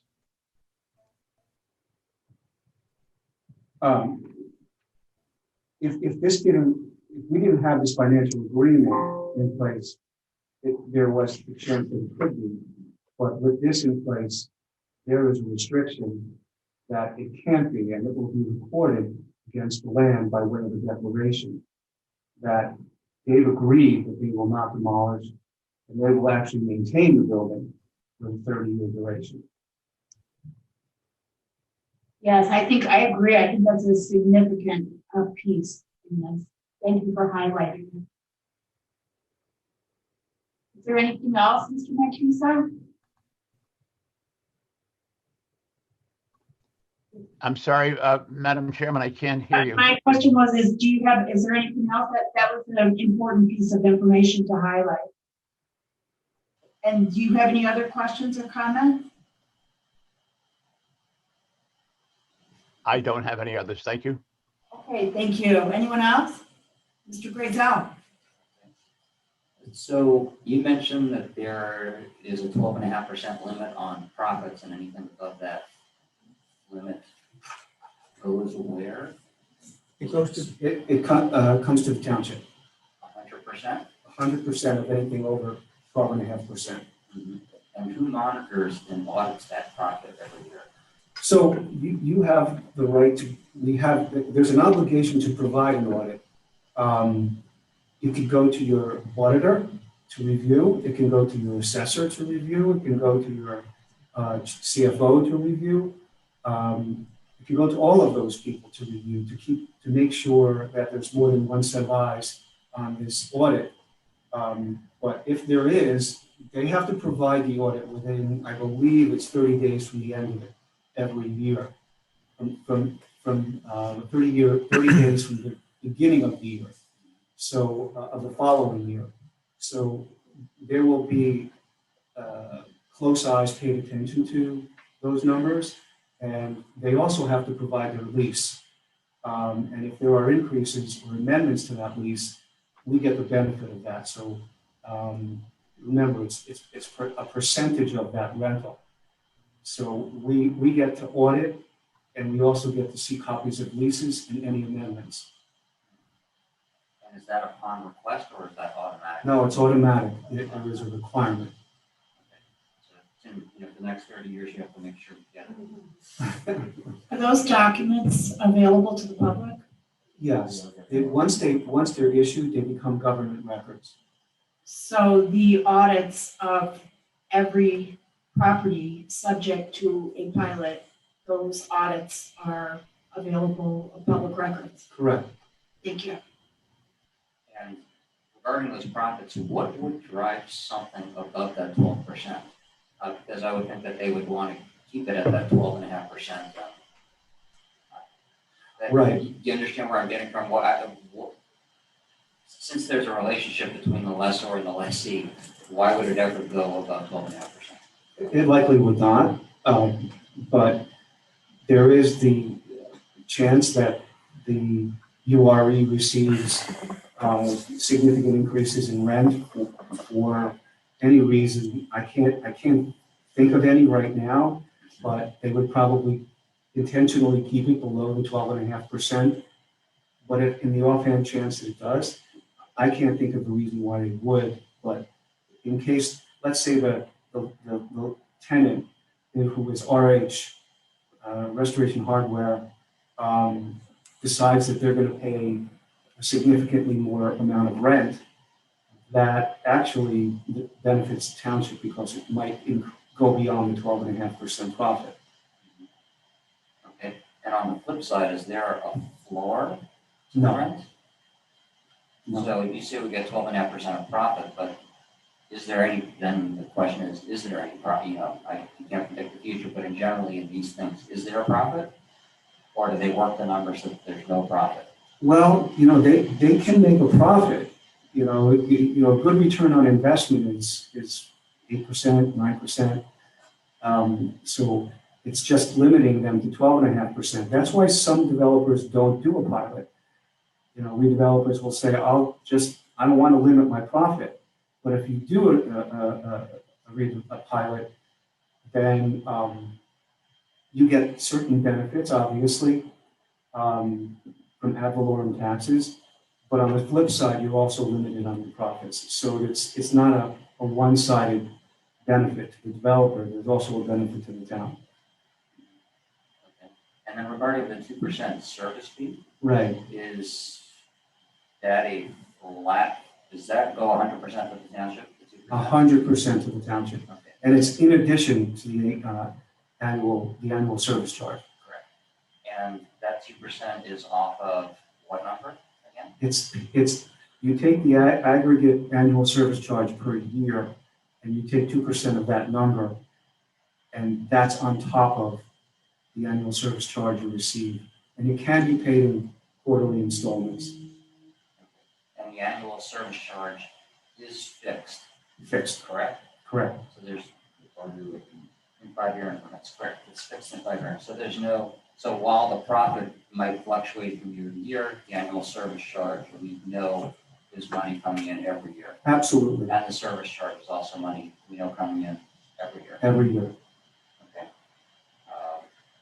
And just to loop back to the affordable housing, did you get an estimated number? So we don't know the value, right? It's based on. It'll be based upon the value that the assessor determines when the CO is issued. That's really when the true up is really done. There will be an estimate that they will provide sometimes, and I don't know how you do it, but in some of the towns I do it, they're based upon construction costs for the initial building permit, and then there's a true up done at the time that the CO is issued. You do it the same way? So a true up means what? It means that the construction cost is usually used as a basis because there's not really a way to determine the value of it until it's done. So the assessor goes out and values the property right before that second payment is due. If there's a difference, meaning if the estimate that was given to the developer at the time of building permit is lower than the actual final number, they have to pay that difference. That extra 50% plus whatever the increase would be. If the assessed value is lower, then they actually receive a lower number at the end. So that's the true up that I'm talking about. What's that? Right. I don't think I've ever seen it where we haven't collected more than. Right. I agree. The number is going to be significant, and I doubt it. I've never seen it where it's lower. Okay. It's lower than that. The second payment that is estimated at the beginning is lower than at the time that they issue the CO.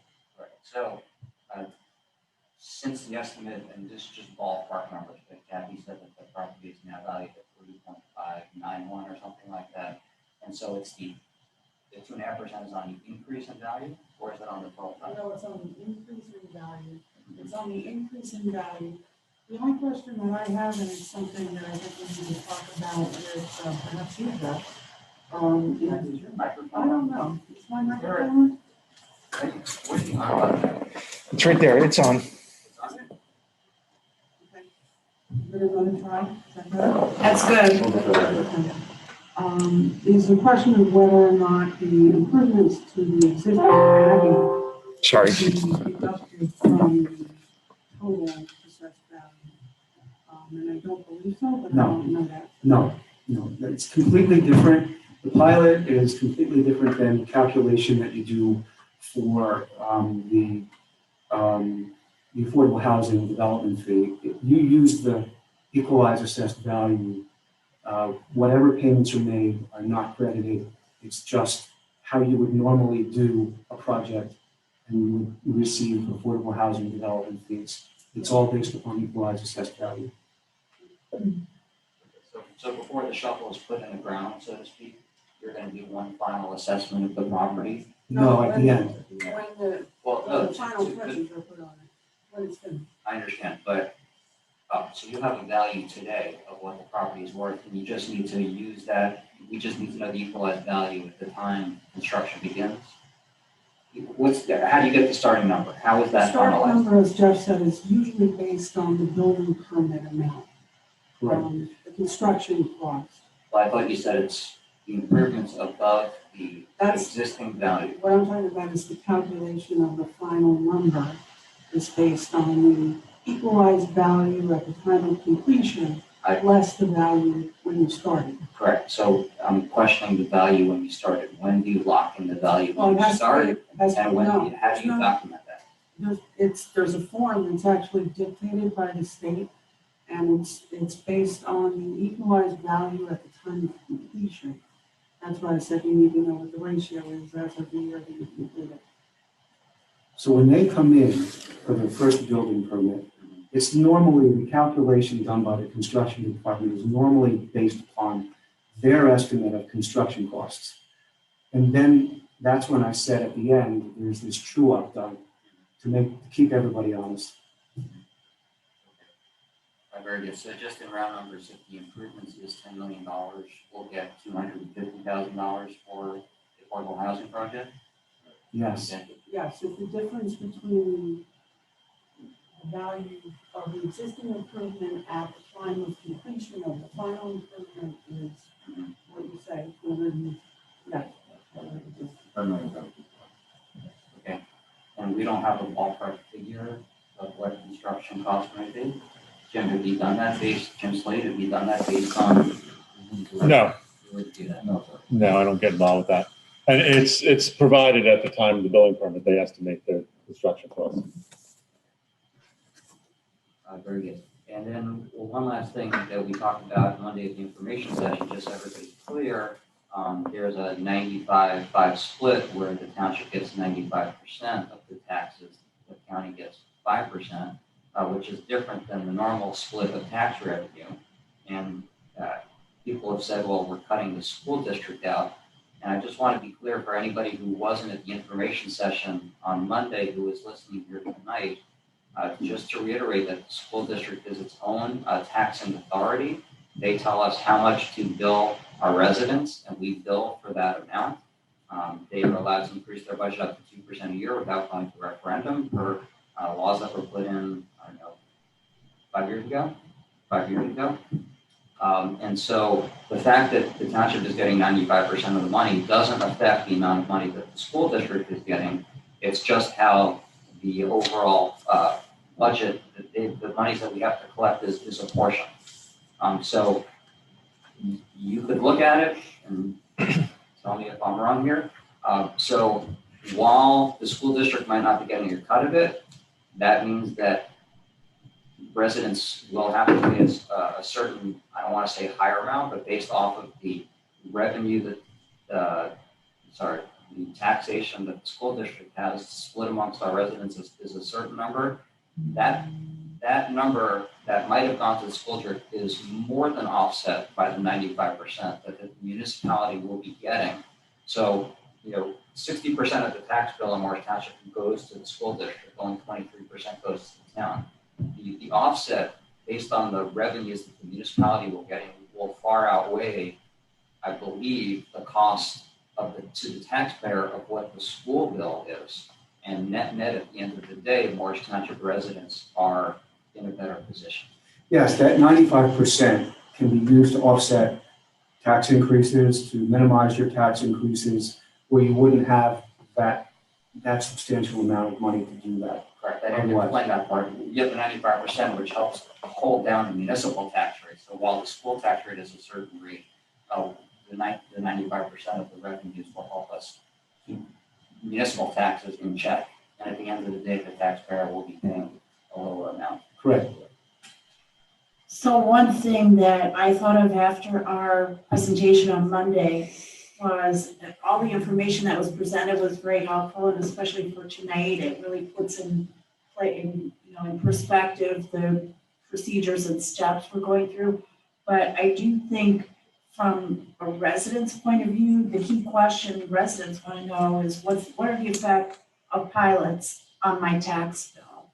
And as Cathy and I were talking, you can't have, there's not a direct line between a change in a pilot and a change in your tax bill. There's probably about 6 to 10 different factors that connect with pilots that are interdependent with each other, that shift when more pilots are enacted or changes in the pilot are made, whatever.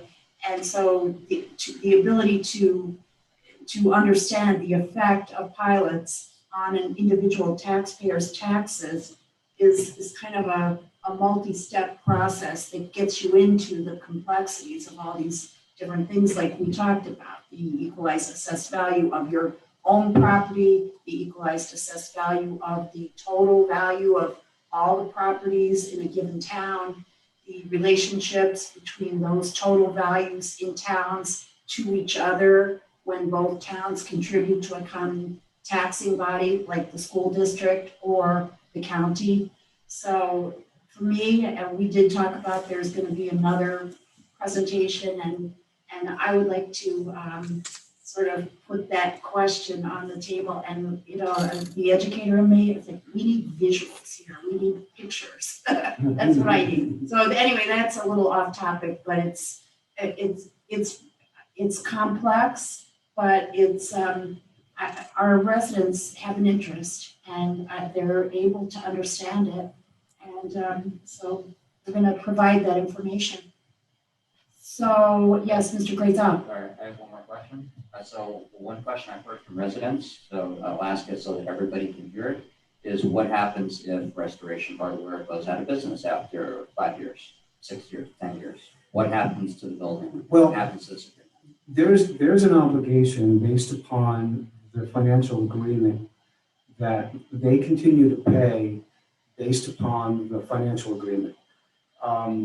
If the only opportunity that they have, they can kick out of this, meaning that if they default, we have the right to find, or they have the right to find a substitute to come in and take the place of RH, but they have a continuing obligation to pay.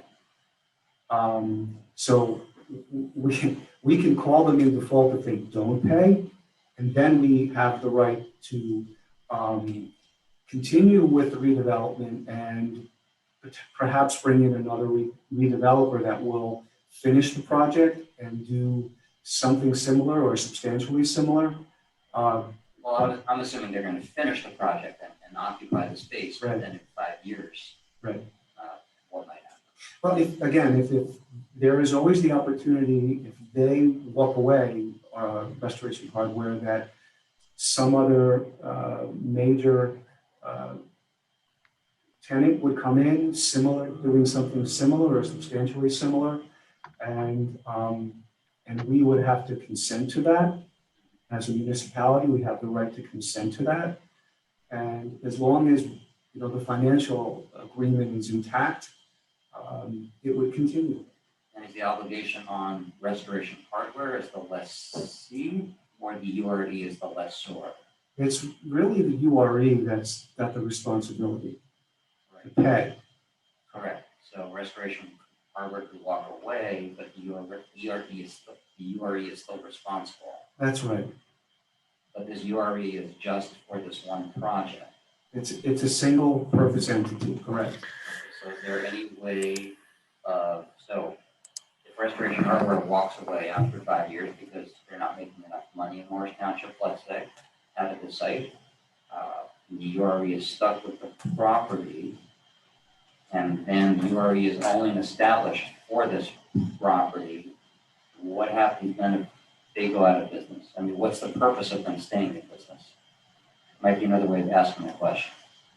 They have a significant investment in the property, for one thing. I mean, they're purchasing the property for a Right, so substantial sum. Right, so I guess one of the answers is if they were to cease paying, we could actually go and seize the property itself. We can file in-rem foreclosure.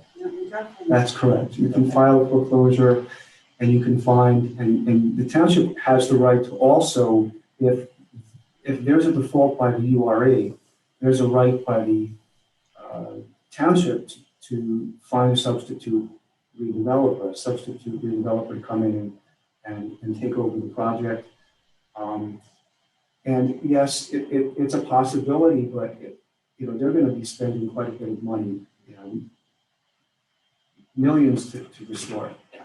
This is just hypothetical. Right. I expect them to fully live it out in 30 years. I think that's all our hope, but it's just a hypothetical what if that were to happen. Both RH and URE want to have substantial investment in the property. And if the property were to change hands, that provision about there's no demolition of the building. That runs with the falls. land. That runs with the land, yes. And can the URE be sold? It can to one be. person? It can be, but you have, this governing body has consent authority to that new entity to make sure that they have the financial wherewithal to do the project. That was my next question. So it would have to come before us to change the owner of the URE. Correct. They would assign it, but you'd have rights to consent. Very good. Thank you. Thank you, Mayor. Thank you. Is there anyone else on the Township Committee who has any questions or comments? Okay, at this time, I'd like to open it to the public. If there's anyone who has any questions or comments about, we're talking about the financial agreement here still. We haven't gotten to the redevelopment agreement yet. So is there anyone from the public who would like to ask any questions? No hands up. No hands, okay. Okay, so in that case, I guess we are ready to have a motion. Can I have a motion for passage of ordinance 2220? I would make that motion, Madam Chairman. Thank you, Mr. Mancuso, second. I'll second that, Mayor. Thank you. Madam Clerk, a roll call, please. Yes, Mr. Arvanites, No. Mr. Gyorfy, Yes. Mr. Grayzel, Yes. Mr. Mancuso, Yes. Mayor Wilson. Yes. I, Catherine J. Wilson, Mayor, declare the ordinance adopted and finally passed, approve the same, and direct the clerk to publish proper notice thereof in the newspaper and to record the ordinance in the proper place. Thank you. Next, we have ordinance 2320. Thank you, Mayor. Carlson. Ordinance 23-20. This is an ordinance amending Chapter 9, Article 1, Section 9-3 membership. Terms of office to add non-voting associate members and student members to the Environmental Commission. I will move 23-20 for final consideration. Second. Does anyone have any from the Township Committee? Any questions or comments on this? I will just say that this has coming to us from the Environmental Commission. We have a number of people, and we were talking earlier about invasive species. We have a team of people who are very knowledgeable about invasive species and have several ideas for sort of in the field activities that we think will be very interesting to residents. And we, like I said, we have several people already from the community interested in that, and we have several other topics as well that we anticipate interested members of the public wanting to participate as associate members. And in addition, we're opening this to student members as well, which I think will be great. I can imagine us having quite a number of students from the various schools, from the public schools, and from Unity as well.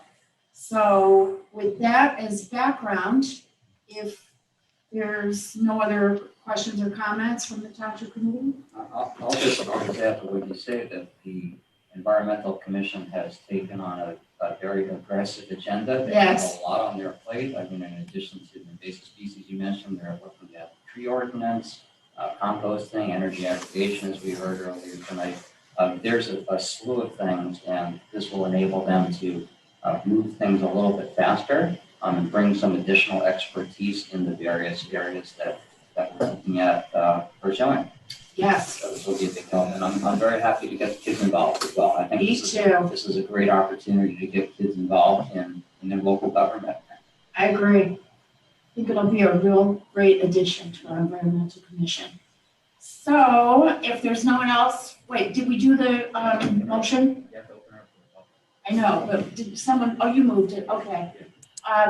So is there anyone from the public who would like to ask any questions or make any comments about this ordinance? No hands. And for the benefit of the public, we're coming back to the redevelopment agreement. That is actually a resolution, not an ordinance, so we sort of get in a little bit to the complexities of the process.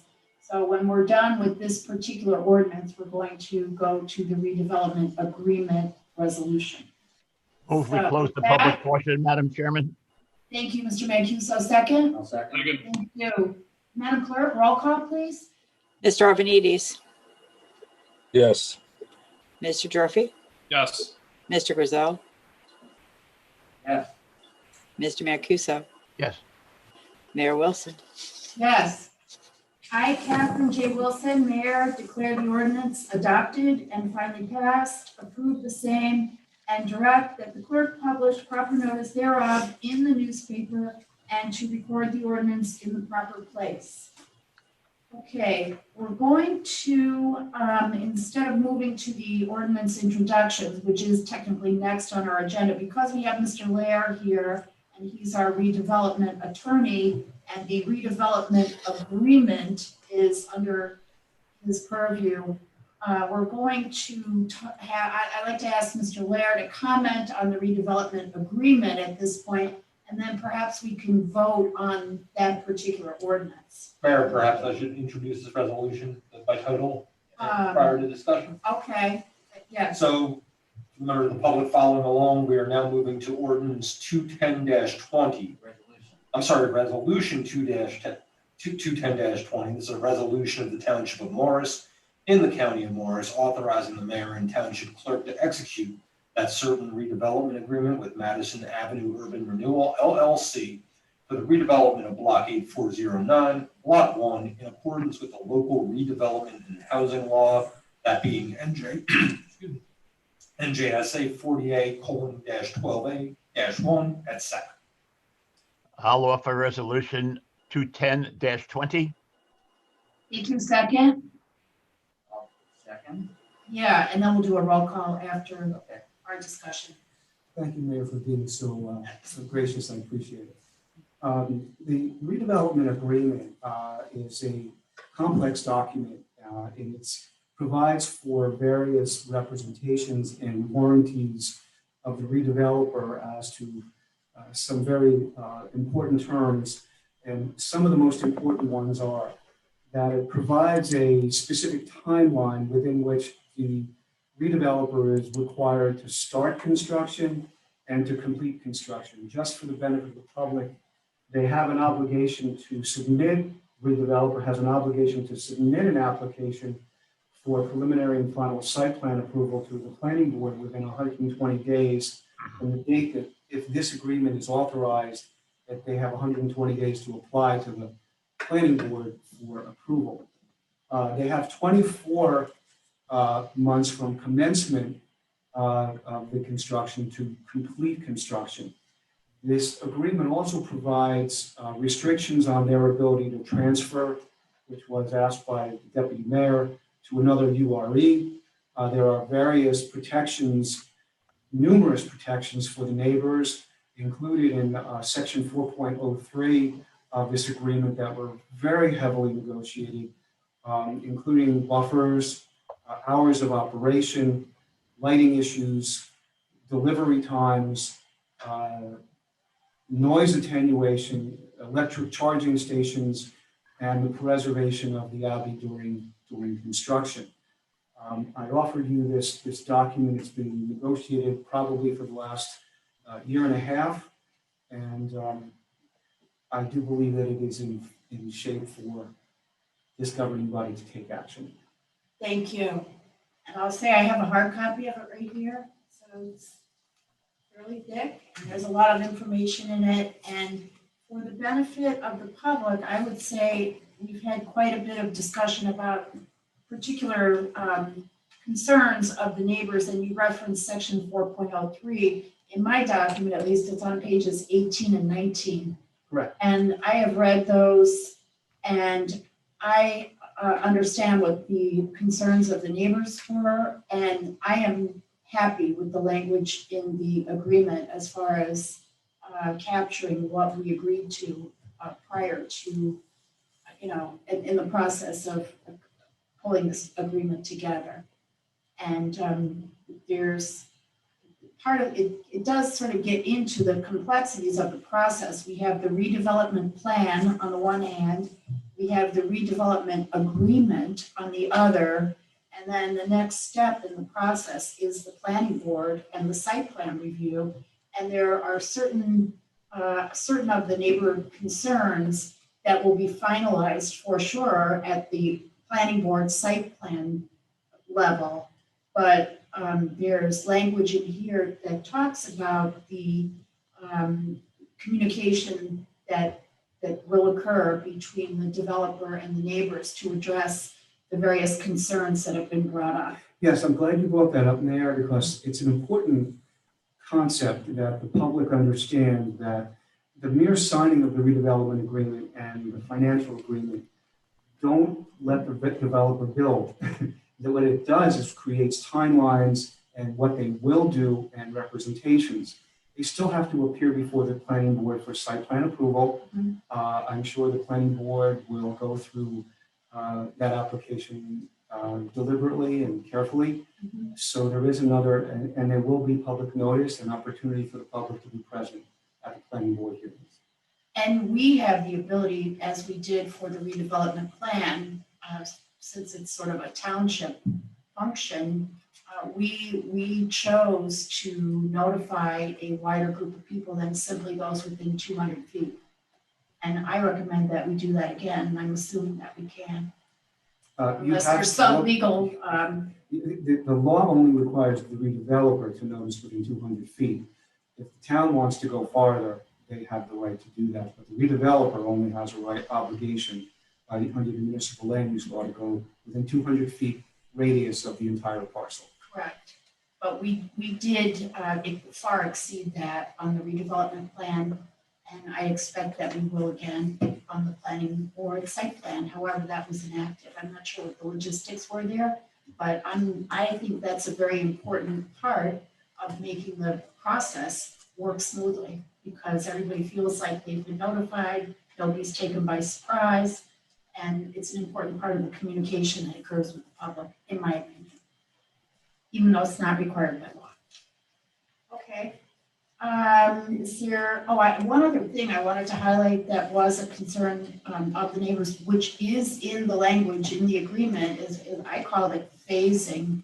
There was interest in having the buffers established prior to the construction or demolition work, I believe. Yes. And there is an agreement in that language addressing that. Yes, it offers, and it actually provides with the planning board with the ability to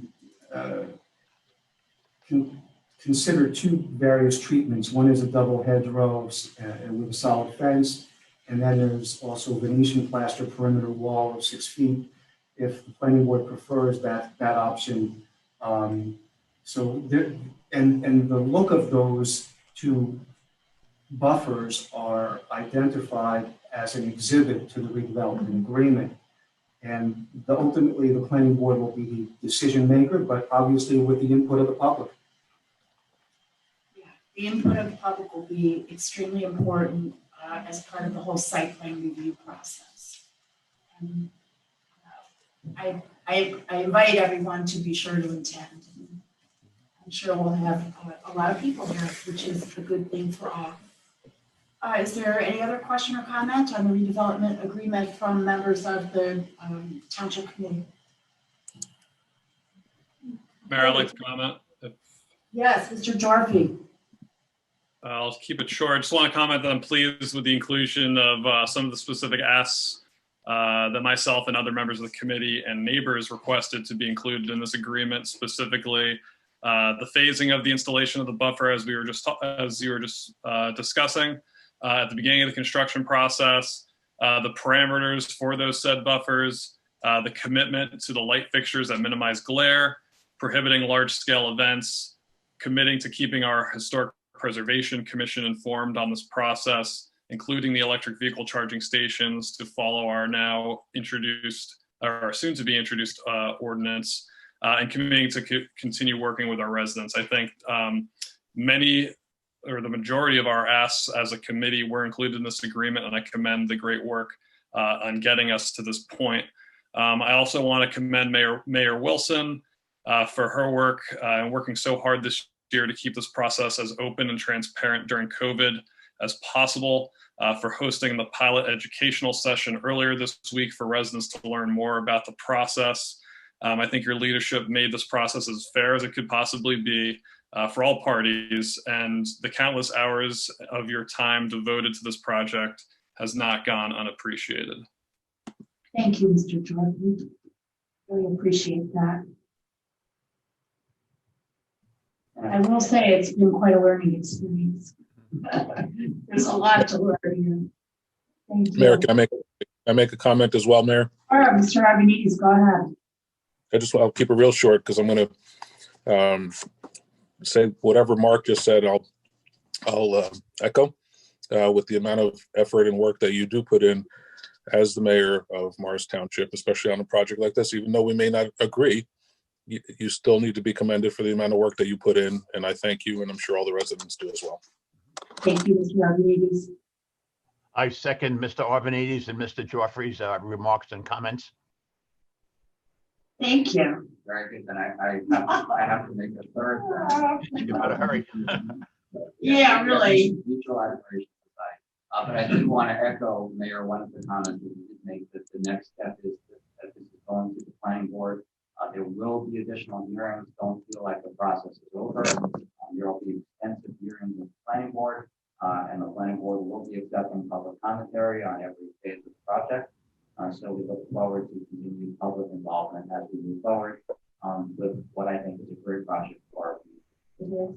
And to clarify one point, it's 120 days from today, if assuming we pass this, that that they have to come before the planning board with the site plan. Is that right? That's correct. Okay. And also as part of the language that was in here, can you comment on there is language talking about they have to do a historic, a plan.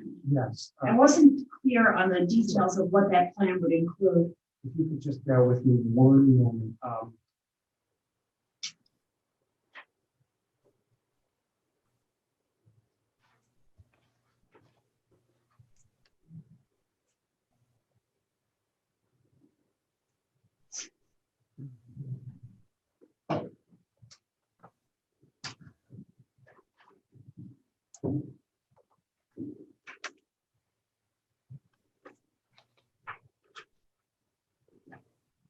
I know it's yes. And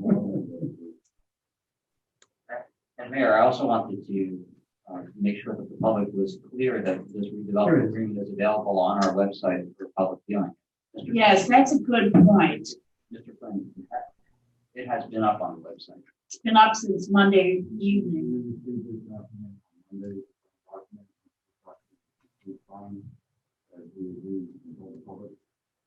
We agreed and told the public it was posted on Monday. So, Mayor, it's paragraph, it's on my page 19, it's section 4.03, I, preservation of the historic resource during construction. And it's a short sentence, but I'll read it. It says, as a condition to the submission process to the planning board, so before they can go to the planning board for site plan approval, the redeveloper shall submit a plan to protect this historic resource during construction in a manner consistent with the redevelopment plan. So it's a plan for how they preserve the structure during construction. Correct. Yes. Okay. And that will come through the planning board. Yes, and that is in addition to the other deed restriction that they have to maintain the building itself and keep it a historic structure for the 30 years. That's in the financial agreement. Okay.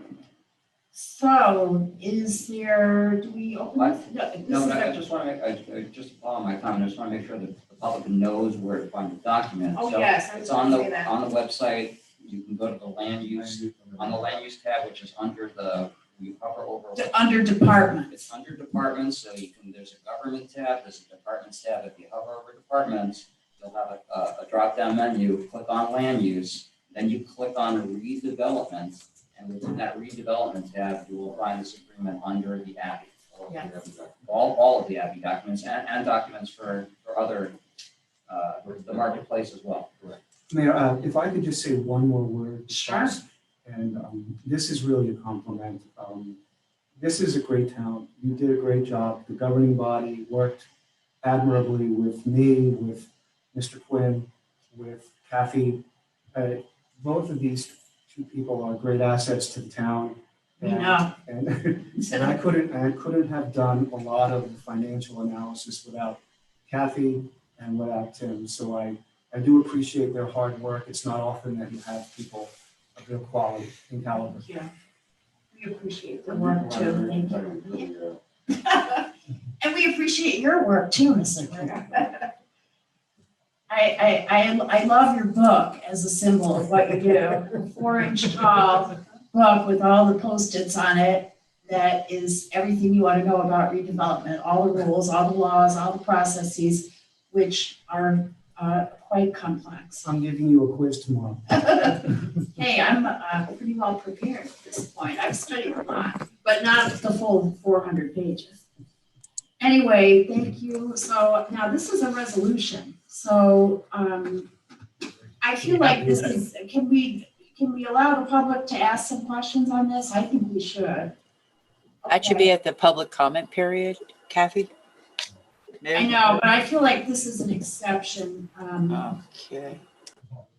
All right, so we're getting the okay here that we can open this for public comment for this particular resolution, which is supporting the the redevelopment agreement for the Abbey.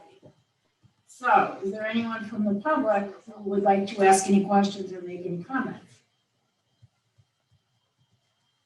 No hands up. Seeing none, I guess we'll close the public comment. All in favor? Aye, okay. And then in that case, we will vote. Yeah, I think we're looking for a motion to adopt resolution 210-20.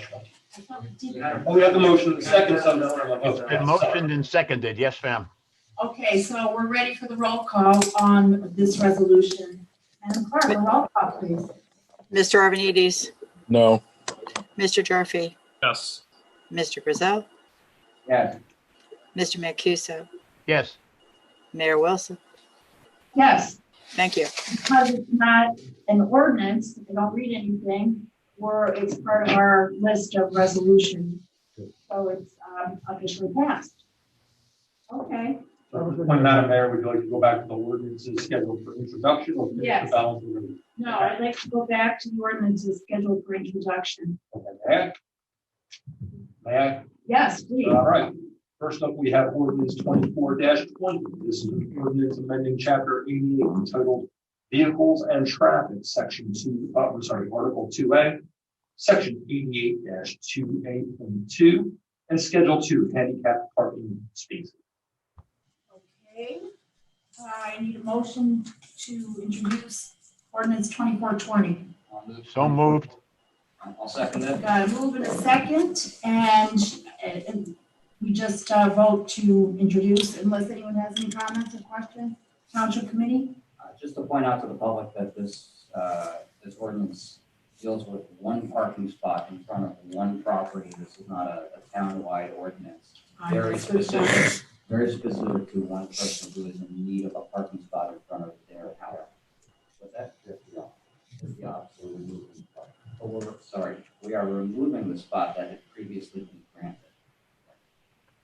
Okay. That's on the street, so now it will be open to general public street parking. Very good, thank you. Okay, so in that case, I believe the next step is a roll call. Madam Clerk, Yes. a roll call, please. Yes, thank you. Mr. Arvanites, Yes. Mr. Gyorfy, Yes. Mr. Grayzel, Yes. Mr. Mancuso, Yes. Mayor Wilson. Yes, Thank you. thank you. Ordinance 25-20, Mr. Carlson. Thank you, Mayor. Ordinance 25-20, ordinance of the Township of Morris in the County of Morris, New Jersey, authorizing a special emergency appropriation in the amount of $210,000 due to parking operating fund operating deficit caused by COVID-19 revenue loss. I'll introduce the ordinance. Thank you, Mr. Mancuso. Second. I'll second that. Thank you. I would ask Mr. Quinn, could you just comment briefly on this, the need for this? Thank you, Mayor. This just deals with the revenue loss at the CONVENE train station due to not many commuters using the lot. The state of New Jersey recognized that many municipalities are going to have revenue losses, and they put out guidance on how to handle it. We've worked out with our auditors. And basically what this means is that we're going to be short of the revenue of $210,000. And as a special emergency, we would be paying it back ourselves over a 5-year period. 20% of that amount for the next 5 years will have to be raised in future municipal budgets. Or the parking utilities, not the general budget. Okay. If anyone, unless there's any questions or comments from Township Committee members, this is introduction. And at the next committee meeting, we'll have public hearing and comment at that time. So with that, Madam Clerk, a roll call, please. Thank you. Mr. Arvanites, Yes. Mr. Gyorfy, Yes. Mr. Grayzel, Yes. Mr. Mancuso, Yes. Mayor Wilson. Yes. Awesome. Thank you. I'll note that that will be heard at December 16th, 2020 meeting. Next up, ordinance 26-20, an ordinance of the Township of Morris in the County of Morris, New Jersey, authorizing a special emergency appropriation in the amount of $450,000 due to swimming pool operating fund operating deficit caused by COVID-19 revenue loss. I'll introduce the ordinance. Thank you. I'll second. Thank you. Any questions or comments from Township Committee members? Want to comment quickly, Mr. Quinn? Yes, Mayor, this will be similar to the previous ordinance. This deals with the swimming pool utility. Due to the late opening and having to restrict the number of memberships to be compliant with the governor's orders, we saw a significant loss in membership revenue for the 2020 swimming pool season. Again, we will have to do an emergency appropriation for the next 5 years of 1/5 of that amount. Each year will have to be raised in the swimming pool utility budget. Thank you. Madam Clerk, roll call, please. Thank you. Mr. Arvanites. Yes. Mr. Gyorfy. Yes. Mr. Grayzel. Yes. Mayor Mancuso. Yes, and thank you. You're welcome. You're very welcome. Mayor Wilson. Yes. Thank you. Mr. Carlson. Thank you. That ordinance as well will be listed at December 16th, 2020 meeting. Next up, we have ordinance 27-20, amending chapter 95, zoning of the code of the Township of Morris. Thank you. A motion to introduce. So moved, Madam Chairman. Thank you. And second? Second. Thank you. I want to ask either Mr. Quinn or Mr. Slate, if you could just comment briefly on this. No, go ahead, Mr. Slate. I don't have the agenda in front of me, so which orders, is, because there's 3 of them that we're looking at. The rooftop restrictions. Okay, so our existing ordinance was not clear. Jim, speak into the microphone. Yes. Our existing ordinance was not clear on the rooftop mechanicals, and this was an issue that came up on the reconstruction of 340 Mount Campbell Avenue. So that, this is an item that we wanted to clarify, and basically there was a number of different things that could happen under the existing ordinance, but basically we wanted to make sure that the area that was enclosed for mechanicals was 20% or less of the rooftop, and this ordinance clarifies that. This has nothing to do with the distance from the edge of the roof for the fire regulations. No, this is wholly for mechanicals, towards the center of the building. Okay, with that. And also, just to be clear, I got clarification earlier today, but this has nothing to do with cellular installations. Right. That's covered under a different. Or solar, you mean? Solar, yes. Yeah, solar's under a different section of the ordinance. Okay. So I believe we're ready for a roll call. Madam Clerk, a roll call, please. Thank you. Mr. Arvanites. Yes. Mr. Gyorfy. Yes. Mr. Grayzel. Yeah. Mr. Mancuso. Yes. And Mayor Wilson. Yes. Thank you. Thank you. And finally, Mr. Carlson. That ordinance as well will be listed at the December 16th, 2020 meeting. Next up, we have ordinance 28-20, amending chapter 57, land development, and chapter 95, zoning. Mr. Carlson, if I could, we're going to make one minor modification to this. After reviewing with members of the Township Committee and our TCC, the definition of drive-through restaurant is 3 words from the window. So that will read, establishing where some or all of the food and/or drink stalls is served from a window to customers within vehicles outside the confines of the building for consumption off the premises. So we like that modified version to be put forth. Duly noted, Mr. Clinton. Thank you. That language that you just stated is not the language that's for us. You said from a window to the. It's making the change. And to serve from a window to customers. To customers. That says within vehicles. So we're saying from a window to customers. Within a vehicle. Okay. Just about I agree with that language. Just to be clear, customers, but the 2 customers is not shown on this. No, that's why I just made the modification. Okay. I have one question. While we have Mr. Slade here, maybe you could answer it. What is the difference between drive-through restaurant and drive-in restaurant? We've defined drive-through, but I guess drive-in is an implied definition, which is not specifically stated. And, I would just say that's an outdated item, but it's still possible, but I'd say it's like a Stewart's or something where you would have. Out back? Yeah, where you. Where they would serve you in the car? Wrong time. Yes, they do. Mr. Quinn, if I can pick nits, just looking at the caveat in front of me, I'm not sure I have parentheses, but it said, is served 2 customers from a window. I would love to switch those two. That's what you just did. That's what we did. Yeah. Right, but I would love to switch the 2 customers and from a window so that it would read, is served from a window to customers within vehicles. That's what he. Yes, okay. Yep, that's where we're in agreement on. Switch it, okay. And just to be clear, for the record, we're talking about a window on the building, not the window of a vehicle. So the service is through a window on the building structure. Yes. And the customers are within the vehicle. I just want the record to reflect that that's what we're talking about in case there's any misinterpretation of the language. The window is on the building. And I think phrasing it as I just stated makes that very clear. Okay, we're ready for a roll call. Madam Yes, Clerk? thank you. Mr. Arvanites, Yes. Mr. Gyorfy, Yes. Mr. Grayzel, Yes. Mr. Mancuso. Mr. Mancuso? You're muted. The only answer is the mayor.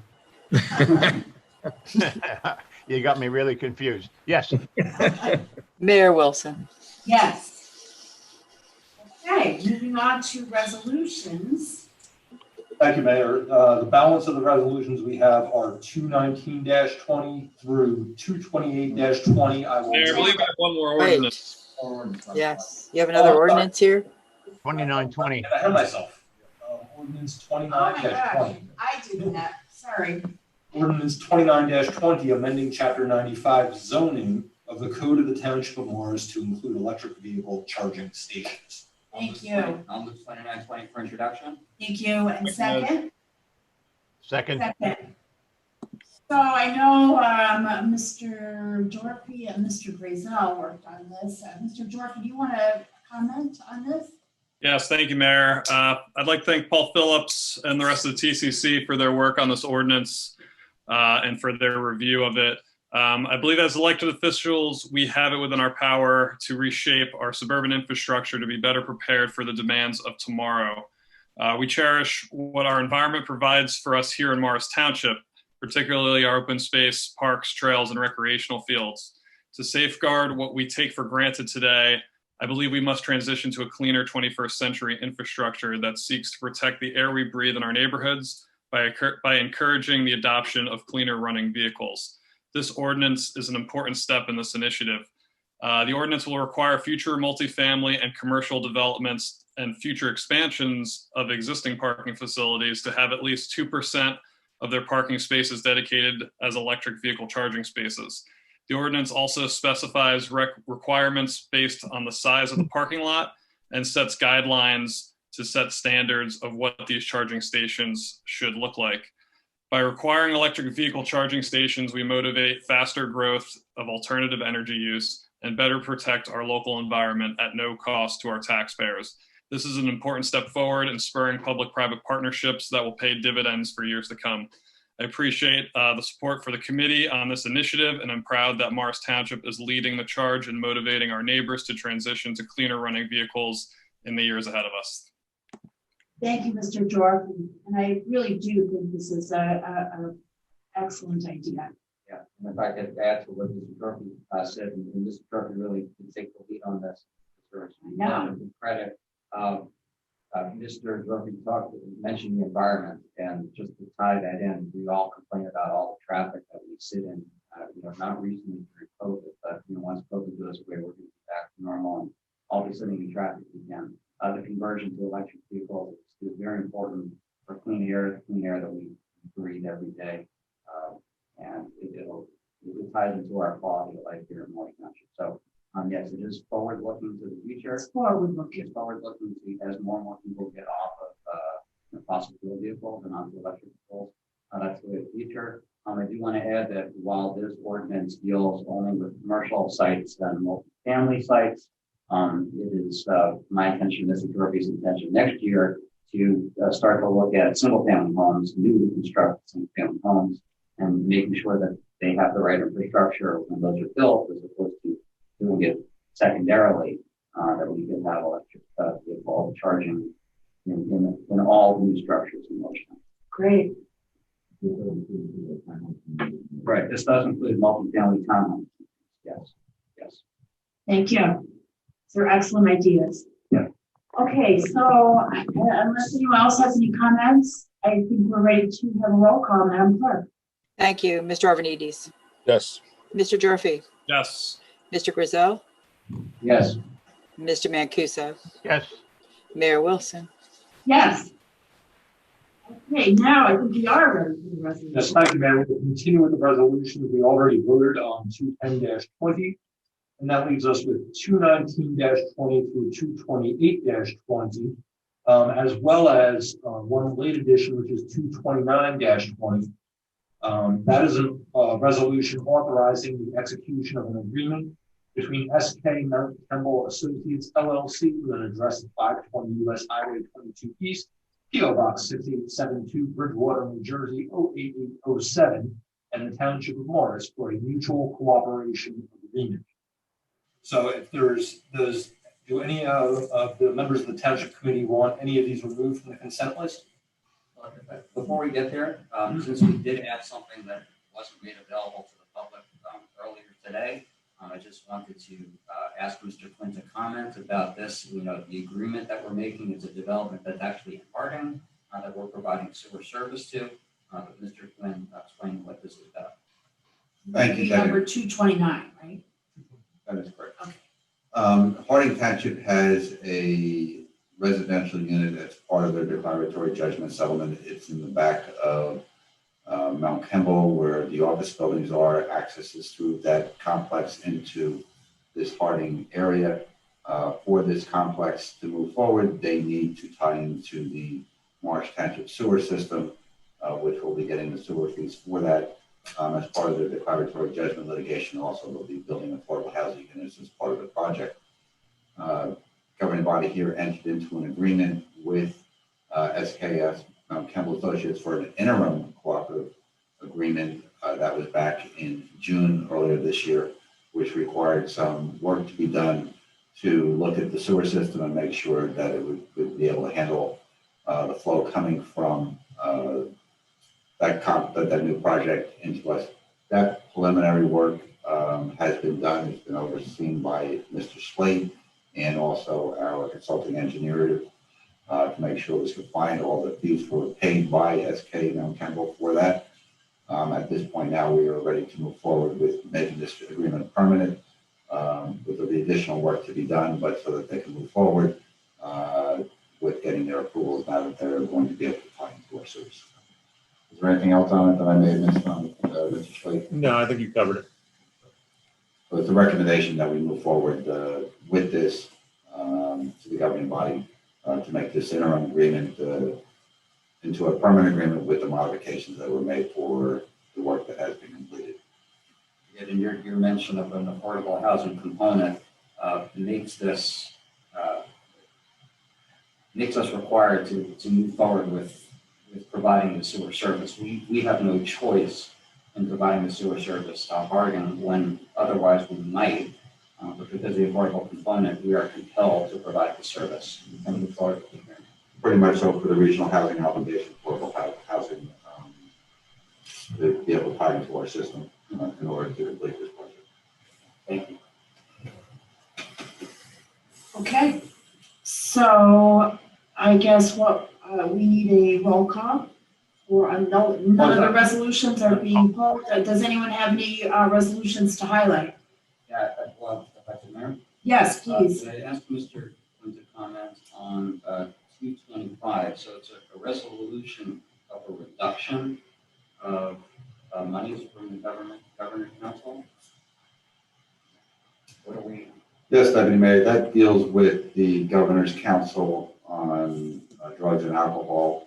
It's part of our municipal alliance, we're usually getting somewhere around $30,000 for that, for the municipal alliance.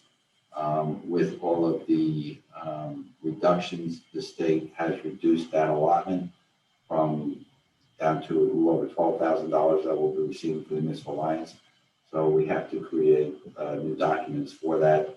And then this year for the alliance, instead of getting that close to $30,000, will be just under $13,000. So this is just authorizing the reduction for the municipal alliance. They're just accepting the grant at a much lower. Very good. There's just, it's part of the budget reductions in the state. Right. So we have no choice in this reduction to municipal alliance. This is not our choice again. If it's the governor's position. Correct. We get an allotment every year that gets funneled down through the county of Morris. Going into 2020, and they were run on a fiscal year of July to June.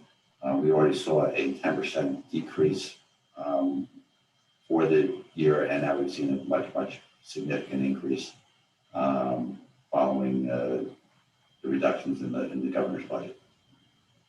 And many of them are COVID. Yes, this is strictly rated, and when the when the state budget was adopted, there were significant cuts in funding, and this is one of the programs that has one of those significant cuts. All right, so with that, I believe we're ready for a roll call.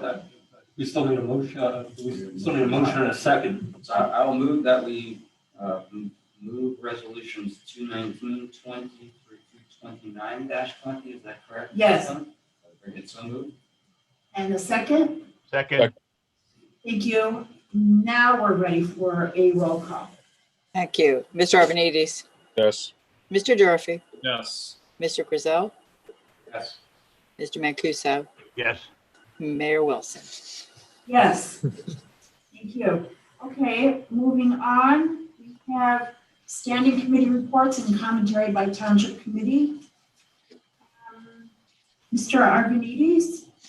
Yeah, I just wanted to say that it's nice to see that the tennis court projects are moving forward, and hopefully we'll have many people using the facilities over the spring and summer and for many years to come. I don't have anything else to report. Thank you. Mr. Gyorfy. Thank you, Mayor. Just want to start off.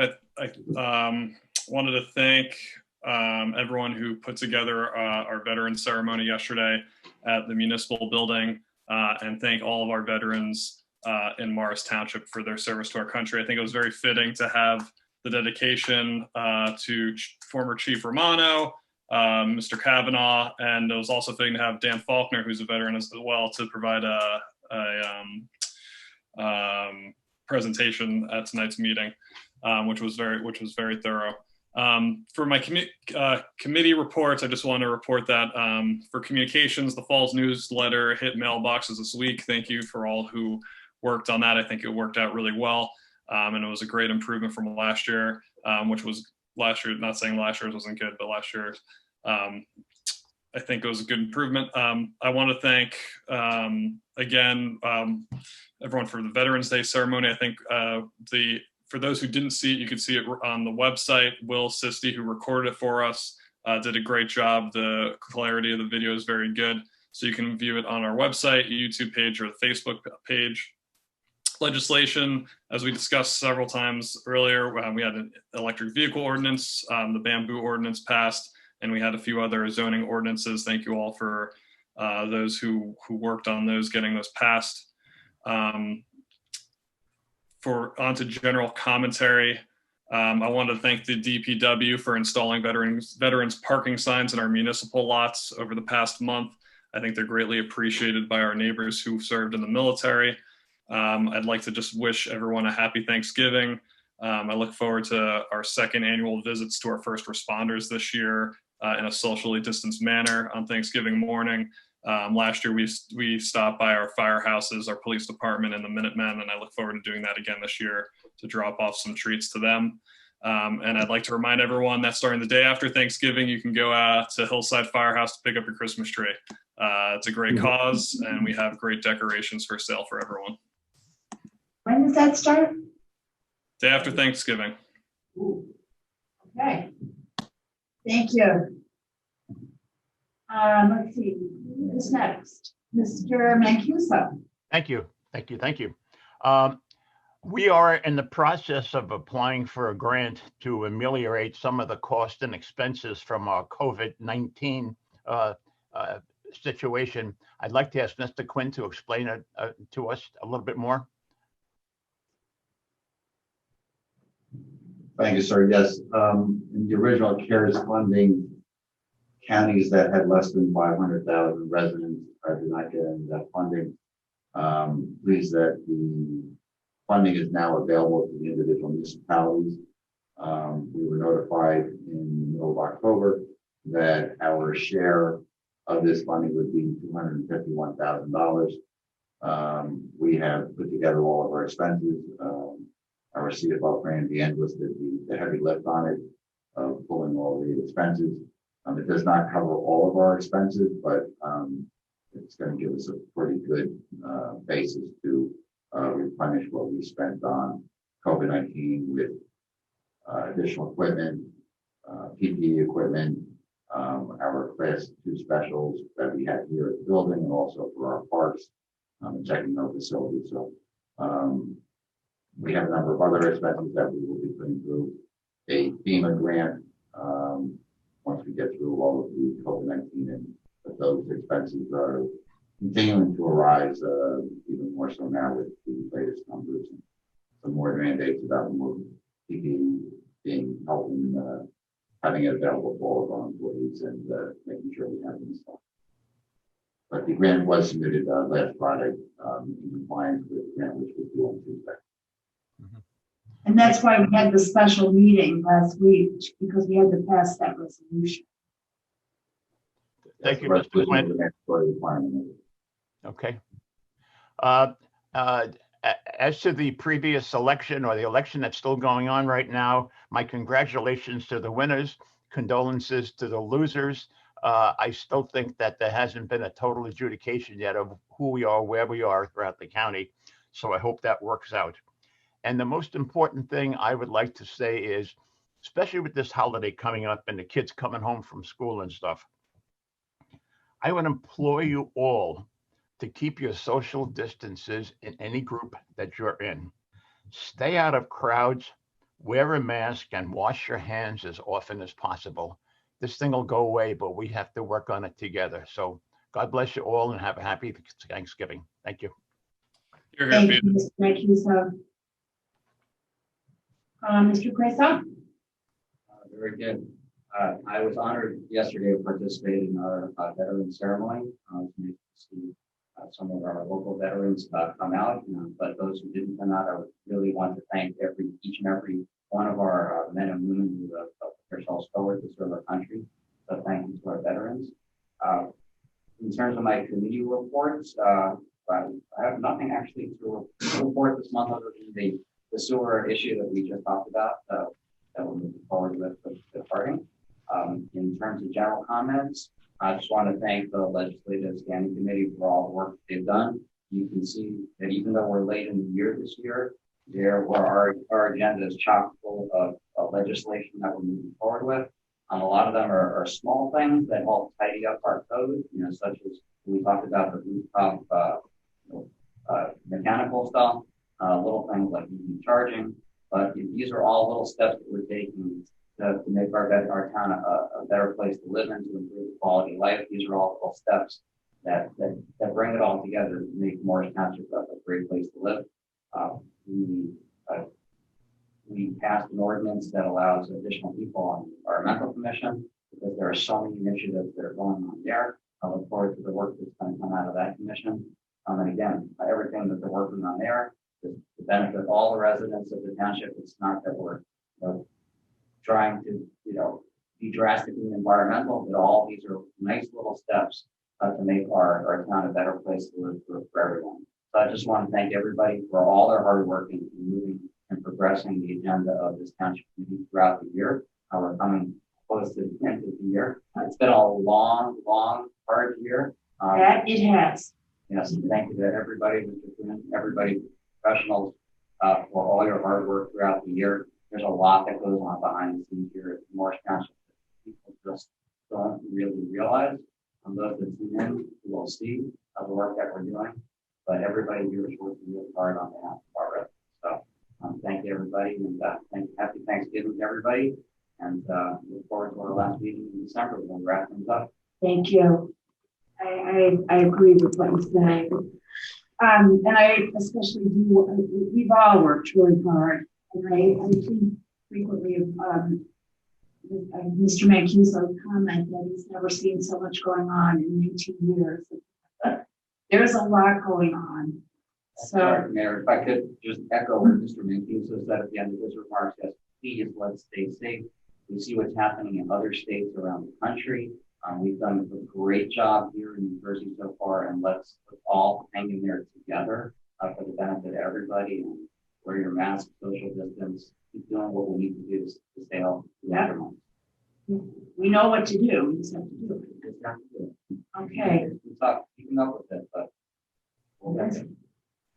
So for my standing committee reports, one is the Environmental Commission. I'm so proud of all they're doing. We talked a bit tonight about the many initiatives they're doing, the associates ordinance, the energy aggregation resolution, and blue ordinance, the EV charging station, and Mr. Gyorfy has really pushed on a lot of these, and I want to thank you especially also for the work that you did on the newsletter, which was really good. And thank you for all your time and effort and writing skill that goes into that. And thank you also to our staff for their work on that.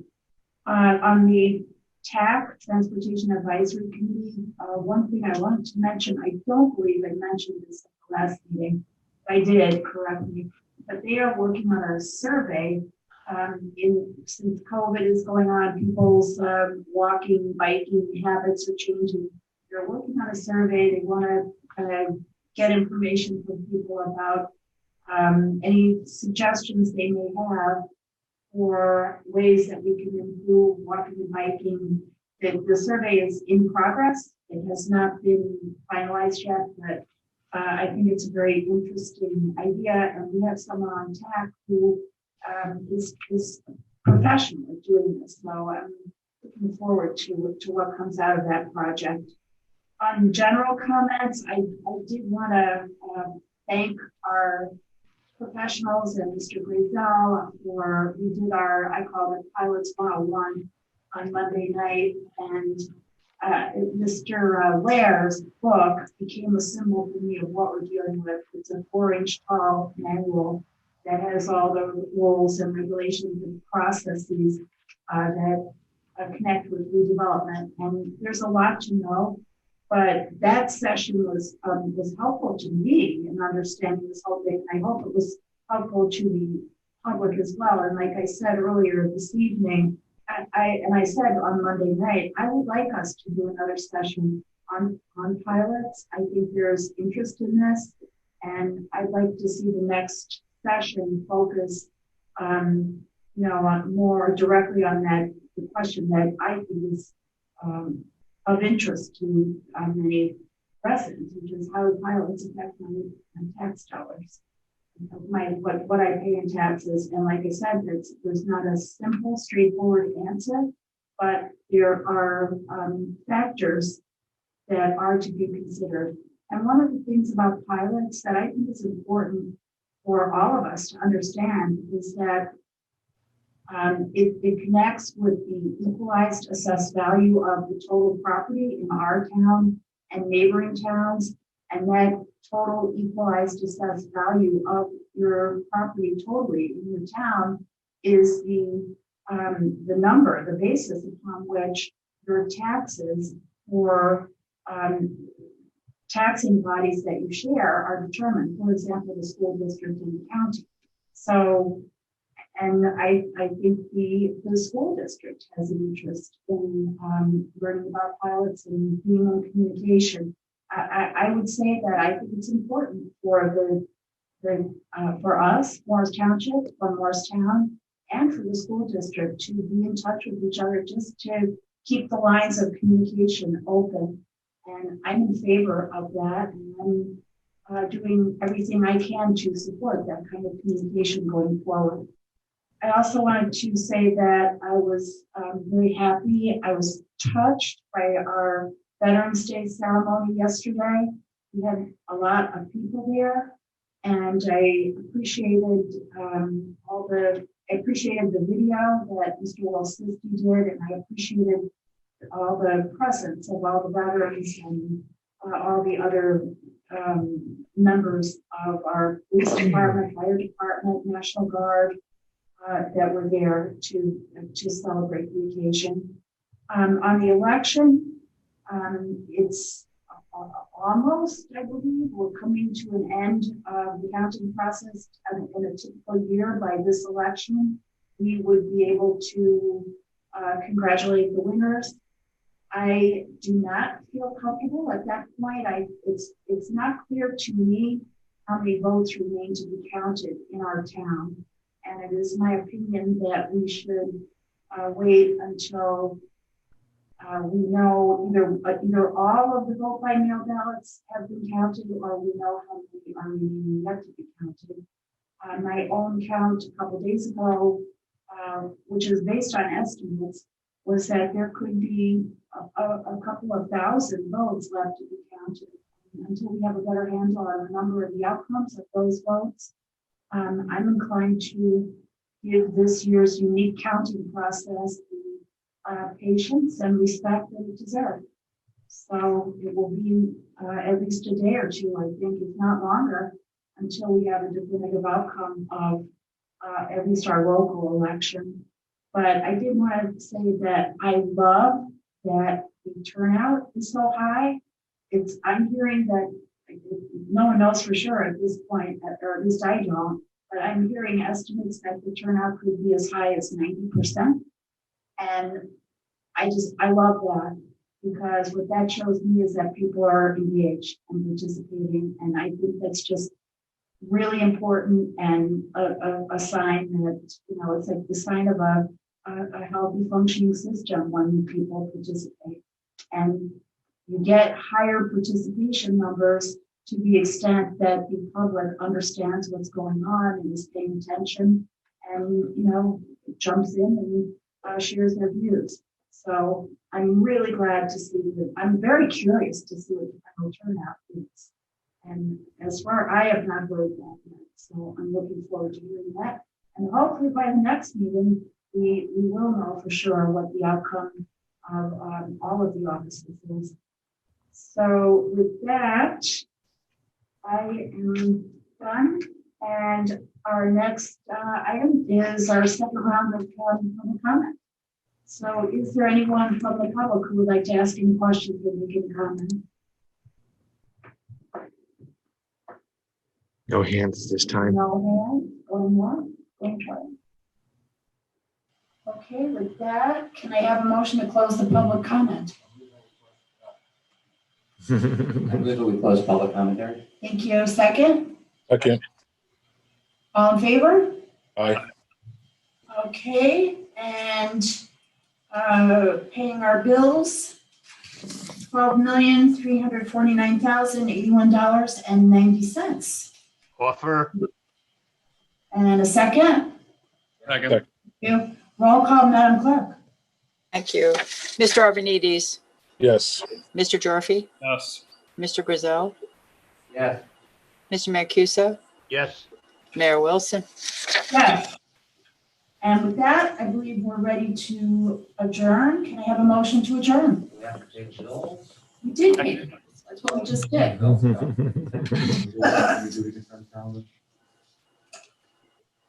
do.